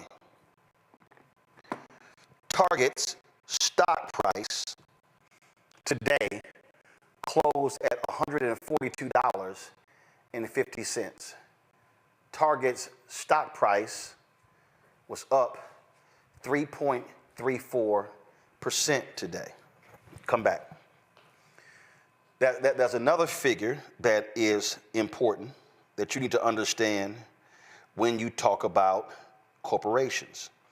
That's the stock price. But then you have something called what is the market cap. This is Target's market cap, $65.3 billion. So Target's stock price is $142.50 as of today, and Target's stock price is $65.3 billion. It's market cap. So if you're talking about an economic boycott specifically of Target, what is your goal? Micro and macro. So just so you understand, when we talk about Target, I'm going to give you some numbers to put this thing in perspective because people don't get it. And I was communicating with several people. I was communicating with accountants. People were sending me data I'm trying to find. And people were emailing me. They were texting me. They were sending me. And one person ran some numbers, but utilizing AI. And here's what they said. 2022, Target did $109 billion in revenue. The black spending power was total $1.6 trillion. They said you could approximate that African Americans represent 10% of Target's overall revenue, which is $10.9 billion. This translates roughly to $29.9 million per day in sales from black consumers. Which means if all black people, we know that's not going to happen, but let's just say if all black people boycotted Target for one day, Target would lose $29.9 million in sales. If the boycott lasts 7 days, Target would lose $209 million. If the boycott of Target lasted 30 days, that means the losses for Target could reach $897 million. That's 30 days. That means that if the boycott starts February 1st, companies, publicly traded companies, think in terms of quarterly reports. January, February, March is first quarter. April, May, June, second quarter. July, August, September, third quarter. October, November, December is the fourth quarter. So there are 2 months left in the first quarter. Publicly traded companies announce their earnings report in the second quarter about the first quarter. So it'll be in April or May. So if black folks collectively targeted Target over the next 60 days beginning February 1st, we could cause Target to lose $1.8 billion in sales. That means that stock price of Target, it's going to drop. That market cap, it's going to drop. How many of y'all remember when Snapchat changed their design? Do y'all remember that? Y'all remember when Snapchat did that? Well, a lot of folk forgot how influencers can change the game. Well, I never forgot that. Go to my iPad. Rihanna went on social media and she ripped the changes made to Snapchat, which caused Snapchat to lose $800 million in its stock price. Rihanna, by herself, the singer posted a statement on Instagram eviscerating the app for making light of domestic violence. Y'all, the value of Snapchat went down by $800 million after Rihanna did that. So what then happens? If black folks have a sustained boycott of Target that's ramped up, we could potentially cause Target to lose $500 million to almost $2 billion. And let me tell y'all something. If a company does $10 billion a year in revenue and they lose $1.8 billion, I can guarantee you there will be changes. Ain't no company trying to lose that. Now here's what's crazy. The reason these companies are ending their DEI strategies because white conservatives have been threatening them with economic boycotts. Robbie Starbuck, go on social media. He's been I'm gonna expose these companies for their woke policies, and these companies are freaking out.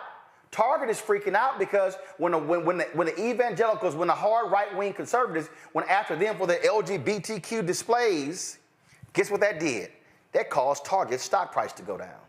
It caused their market cap to go down. So Target is sitting here saying, we're going to cave to these anti-DEI folks because y'all ain't gonna do nothing. Y'all ain't gonna do nothing. So now what's happening is now we're left with a situation. There are more than 1,000 products on Target's shelves that are from black-owned or black-founded companies. So do we leave them hanging? There are some people who are suggesting that what we do is we do a buy-in at Target only of black-owned products. that if you go to Target, you only buy Black-owned products. Others are suggesting that no, you buy nothing from Target. Those things are happening, and over the next week, we're going to be unpacking these things. But I wanted to walk people through this because I wanted our audience to understand that we cannot play lightly with this, because the fear that I have is what happened when Colin Kaepernick, when they called for, don't go to NFL games, stop watching. It was loose, it wasn't organized, and it fizzled because it was not organized. It was not strategic. Folk made individual actions, but there was no collective action. Also keep in mind, there have been economic boycotts that Black people have led since MLK and Operation Breadbasket. Color of Change led an economic boycott where they had advertisers that pulled their ads from Rush Limbaugh's radio show, from Fox News, and from Tucker Carlson's television show. Very effective. I'm wearing this shirt here. Where's our money? The Black folks in Cincinnati. People forget. They had some issues with police brutality there, and they led, and the city of Cincinnati was not responding appropriately. The Black folks in Cincinnati launched an economic boycott saying, do not come to Cincinnati. Remember, NAACP had a boycott of Mississippi and South Carolina because of that Confederate flag rising. Family reunions, NCAA regional championships, professional sports, avoided those states until they brought the Confederate flag down. Those things were done because of collective action. And so what I want us to do, I want us to be not emotional. I want us to take our emotions and channel our emotions into strategic. I want us to do this here. Pull the Black businesses up. If you say, I'm sorry, Roland, I am going to make the decision that I am not going to go into a Target, fine, but I need y'all to go to their websites. I need you to buy direct, because here's the thing I need you to understand. If you buy direct, you're actually increasing their profits, because by buying direct, they don't have to share with Target. I talked to one of the Black owners last night, and you know what she told me? She said, Roland, during COVID, a lot of people for 3 months bought our product. And what happened was, as business owners, we saw them buying our product. And so what we then did was we went out and we increased our production of the product. She said, but guess what happened? After 3 months, they stopped coming to the website. She said, so here we did. We ramped up our products, anticipating more business over the next 3-6 months. And then it dropped off like a cliff. Why is that important? Because Black folk,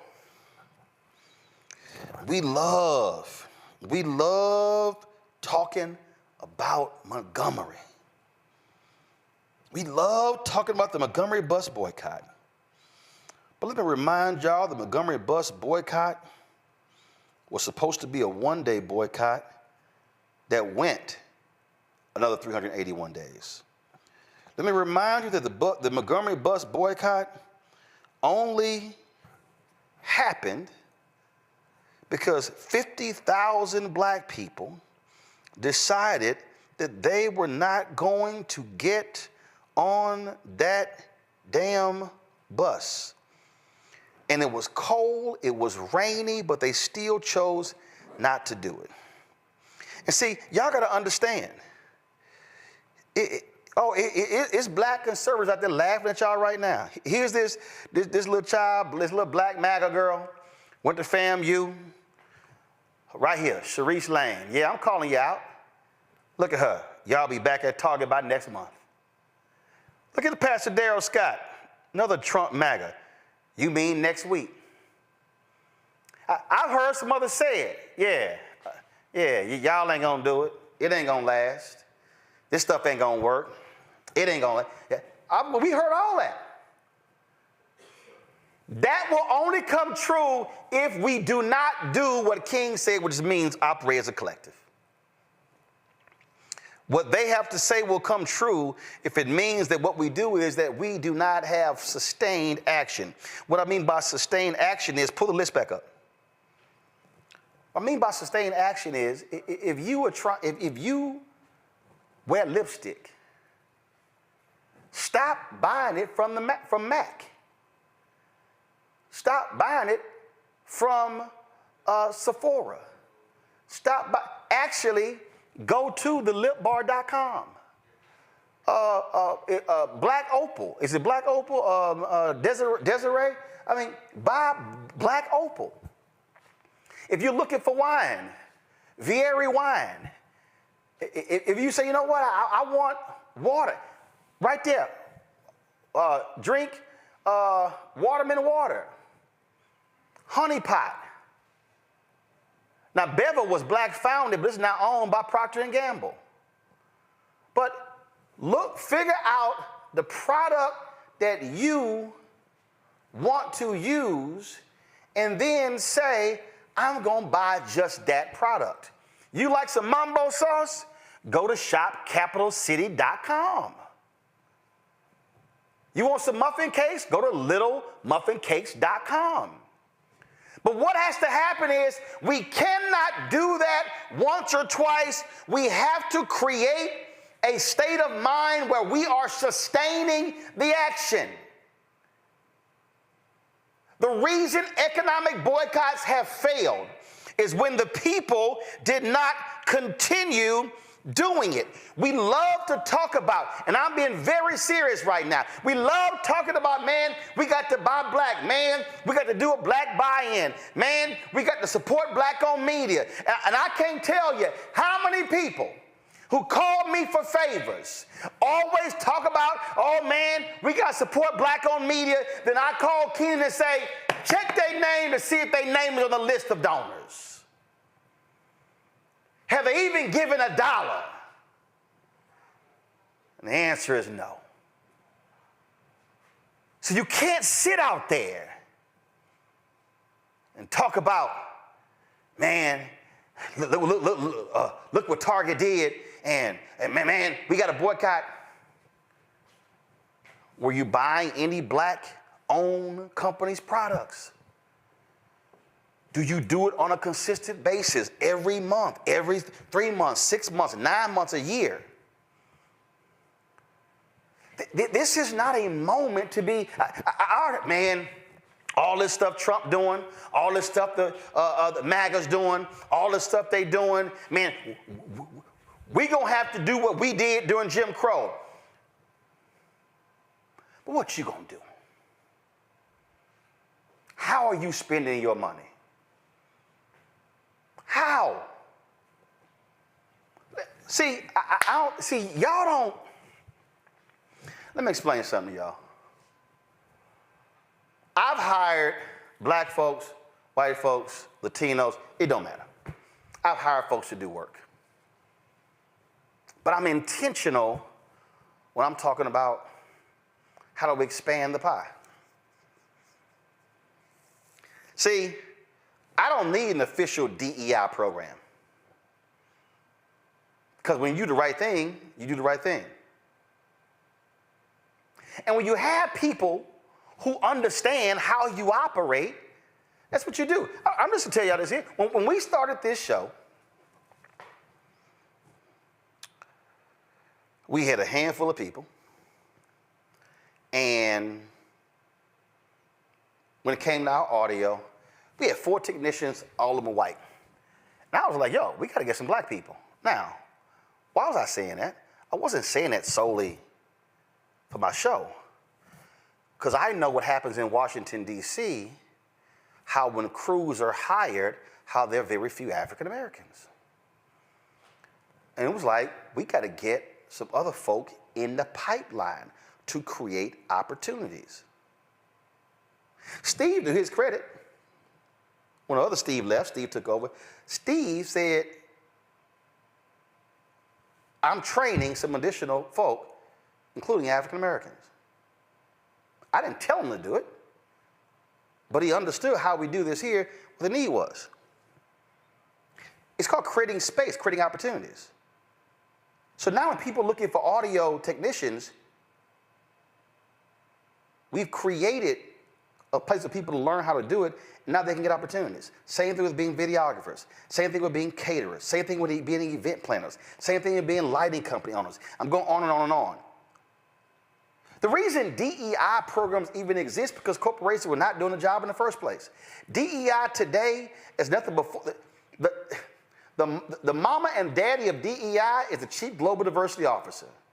The mama and daddy of the Chief Global Diversity Officer is the Vice President for Community Affairs. That's what they were called in the 70s and 80s.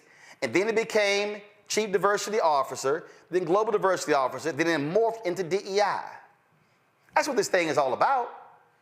And see, I am not interested in DEI programs returning where 75% of the people with DEI jobs are, frankly, white women.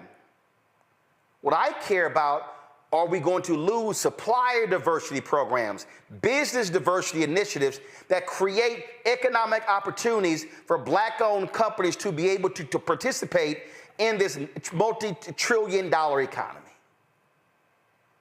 So if we're going to be sitting here talking about DEI and we're angry with what Walmart has done and Target and Toyota and Lowe's, what are we wanting to be done? Because there's going to be opportunity. And here's my last point before I go to my panel.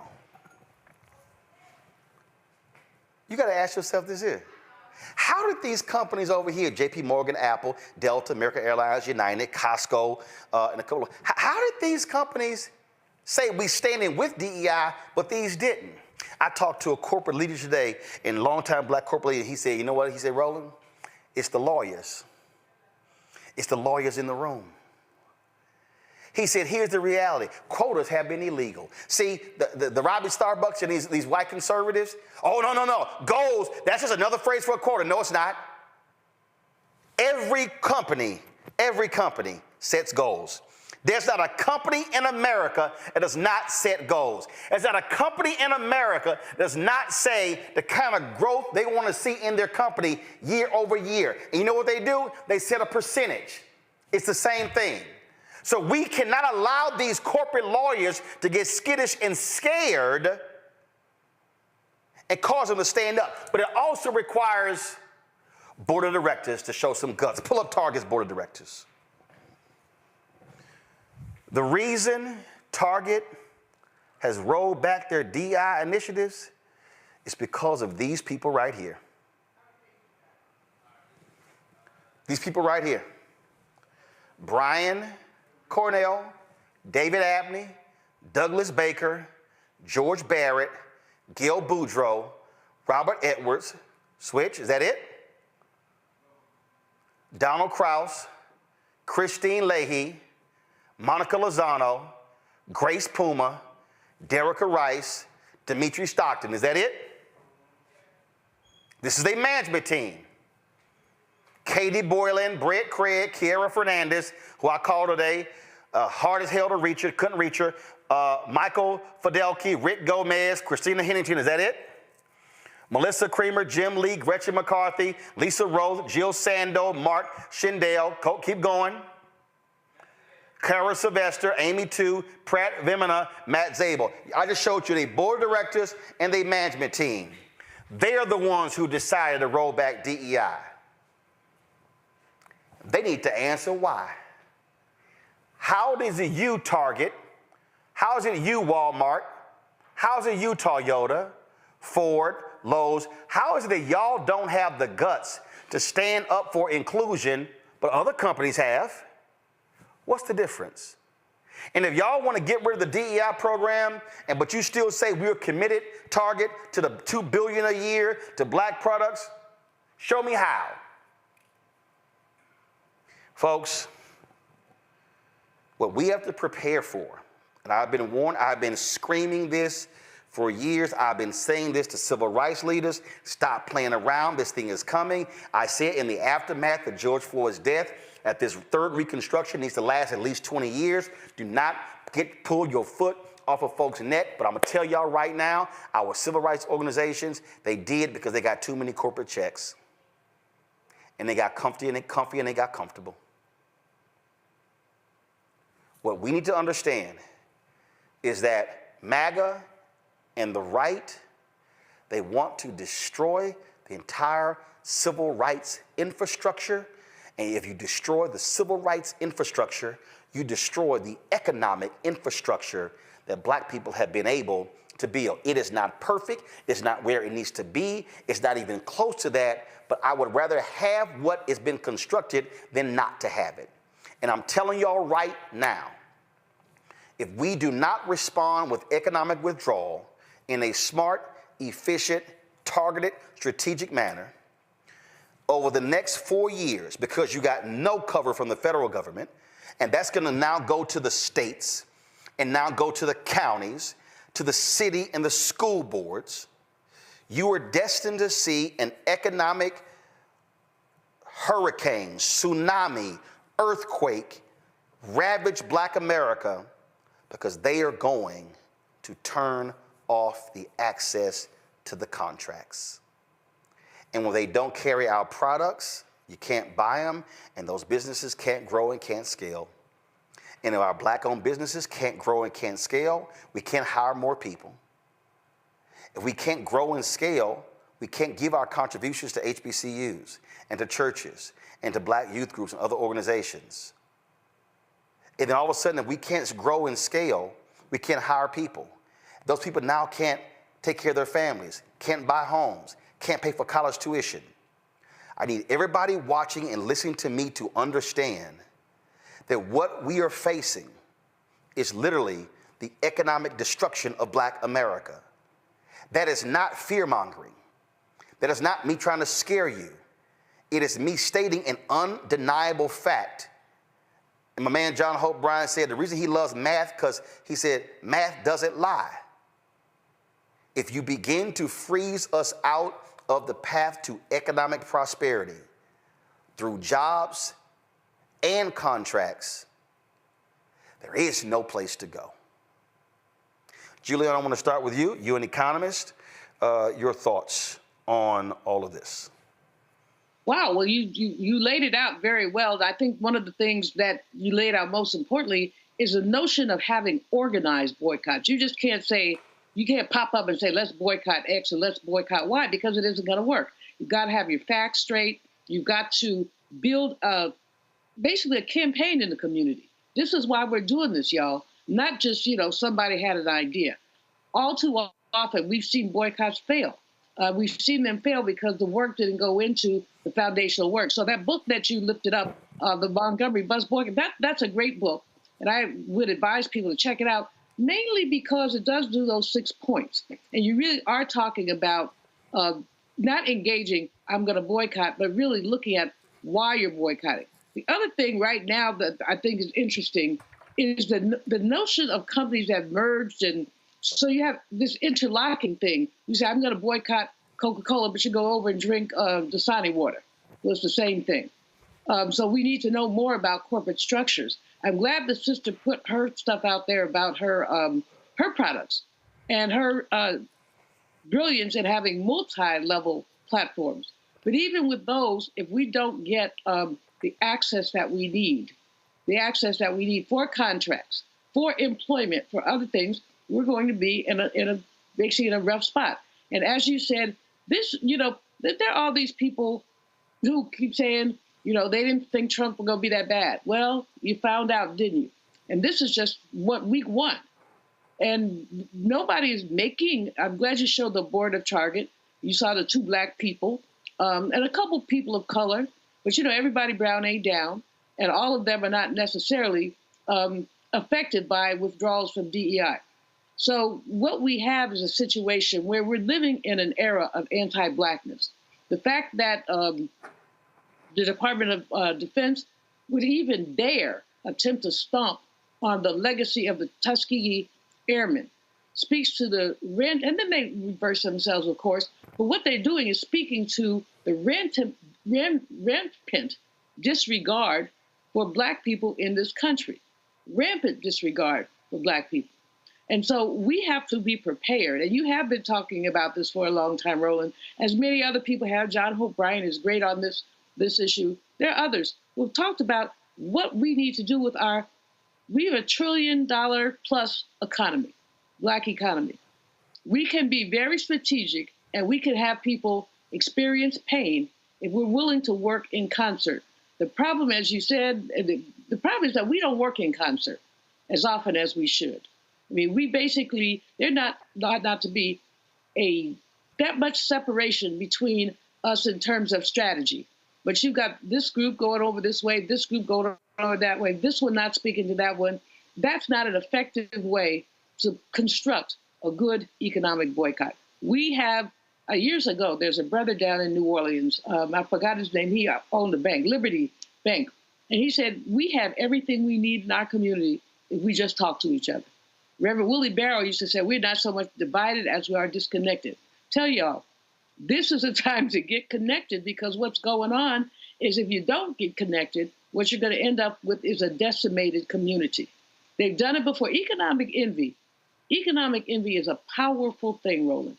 They don't want to see us succeed. They want to re-enslave us. So you get rid of many of our historical markers. You get rid of the Department of Education. Why is that connected to the economy? Because then you have a bunch of ignorant people, they haven't been educated, who work for anything. They'll think the minimum wage is a good wage. And so decimating the Department of Education essentially lowers wages implicitly. And that means it weakens communities implicitly. We will need to have to find out what we can do together, and we have to do it together. I'm so happy that you talked about the Montgomery boycott, because it was organized. People met. They had a committee. It wasn't like somebody popped up and said, oh, we go boycott the bus. It was a lot more than that.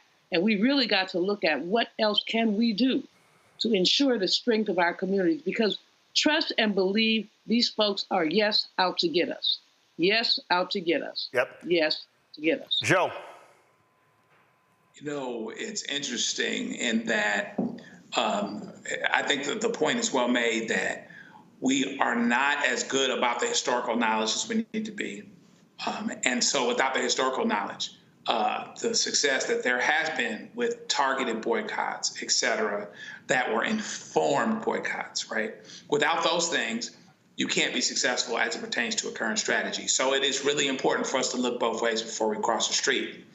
All those years ago in the 80s, when we wanted certain things to happen in terms of movies, things that were getting to Hollywood that Hollywood was making. Back then, I don't know where we are now, but back then Black people bought a third of movie tickets. And this is aside from the bootlegs. Now, let's keep it real. So whatever we wanted to happen in Hollywood could have happened if we came together on that. So we have to be very, very strategic, and we have to be wise about what we're doing, why we're doing it, what the end game actually is. The other thing you have to remember, and this is why I think the urgency that you underscore is really important for us to understand and to really get. These companies running away from DEI, and I agree with the whole idea that the DEI thing as a goal in and of itself is a little bit of a misnomer because of who benefits from it, right? But the thing to understand is that these companies are doing something that they're not even legally required to do right now. The Supreme Court hasn't gotten to the point where they've undone DEI programs in corporate America. You know, they're talking about colleges, et cetera, but that's been going on for a while. You can go back to the Bakke case. You can go back and talk about affirmative action for a long time. They are running for the hills, and they don't even have a legal requirement yet to do it. And so that's where our urgency comes from. And without strategy, as it pertains to all of these things, and they all connect, whether you're talking about how you deal with voter suppression, how you deal with economic disempowerment, and how you make your dollars count and work.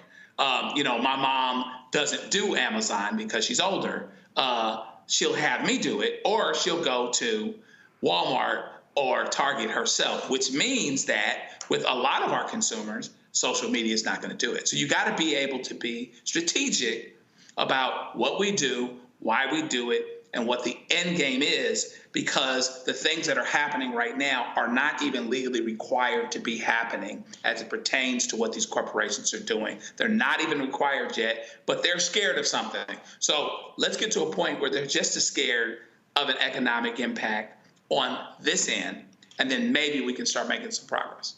Congo. Well, the question is, why are they saying this, right? Because you have the organizations, the Walmarts and the like, and those ownerships who are committed to Trump.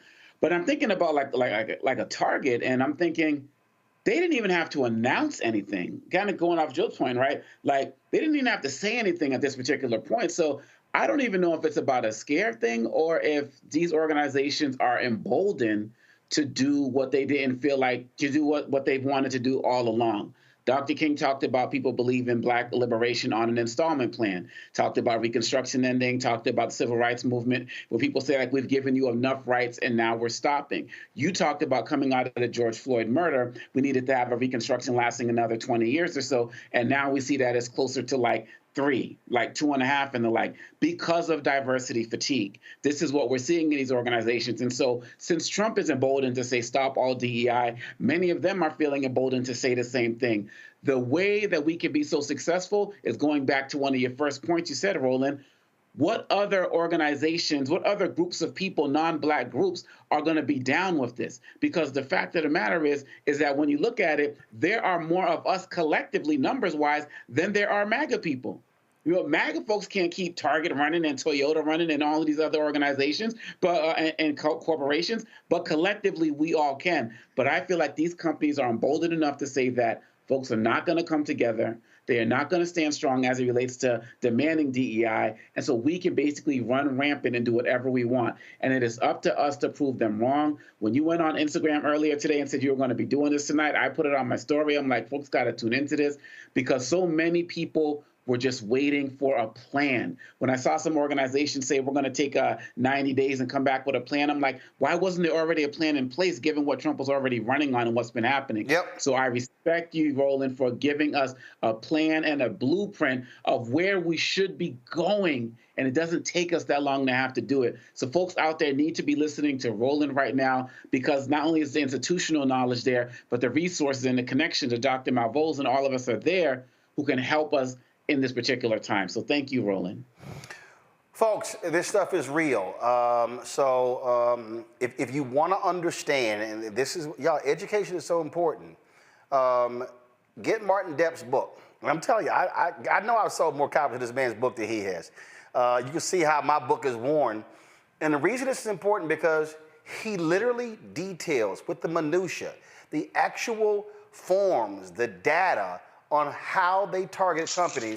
And one of the things that he said in the book was that the greatest mistake that they made after they had those covenants, they didn't have enough people to monitor them. So what happened is they ended up making deals, but they didn't follow through to make sure they actually got it done. The book is called Operation Breadbasket, an untold story of civil rights in Chicago, 1966 to 1971, by Martin Depp. And that is so important to get that book, because the mistake that I think that we continue to make and see is that people love to comment on speeches and events and things along those lines. And what they don't do is they don't take the time to go in depth and to understand the strategy. They don't take the time to say, okay, how was this constructed? How was this done? How did they do it? Which gives you, frankly, the blueprint to then begin to follow.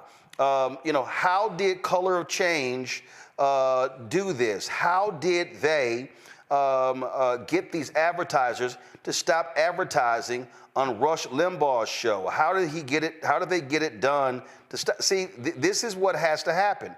We've got to be operating in a constant state of information and education. And that, for me, I think is just our biggest struggle, is that we aren't doing that. And so I want us to do that. I want us to look at the data. I want us to look at how do we do this. I want us to look at how they achieve these things, because it's there. And look, I'm going to tell you, but the onus also has to be on people who are watching. You know, I spent a lot of time trying to educate our people on what was happening in the advertising business, and how black-owned media was getting screwed out of the money, and how black-owned media was not able to get the dollars. I mean, look, I laid these things out. And you know what? If I commented on something else that really wasn't that big of a deal, oh, trust me, I would see the likes and everything. But when I was talking about the money, folk were not listening. I reached out, so for me, I'm always looking at the strategy. This is a photo of me and Martin Depp at Rainbow Push when they announced Freddie Haynes. We were going to try to get him on the show. He said, listen, I'll move that fast. So I hit him last night. I want to get him on the show today. So Carol's going to try to work, because I think it's important us to hear from the people. Tomorrow, well, I forgot, one of y'all mentioned Montgomery Bus Boycott. I'm going to bring in my book of the sister who folks don't give any credit, because I want to explain to people the strategy of the Montgomery Bus Boycott. Because again, we cannot have folk running around talking about let's boycott Target, boycott these companies, if we don't understand the strategy, how they kept them together, how they planned it, how they organized it. All of that gives us, again, something to learn from today to move forward. And so that's what we're going to be doing all week. And so we're going to reach out to the folks with the strike organization, because I want to ask some questions I want to ask of them.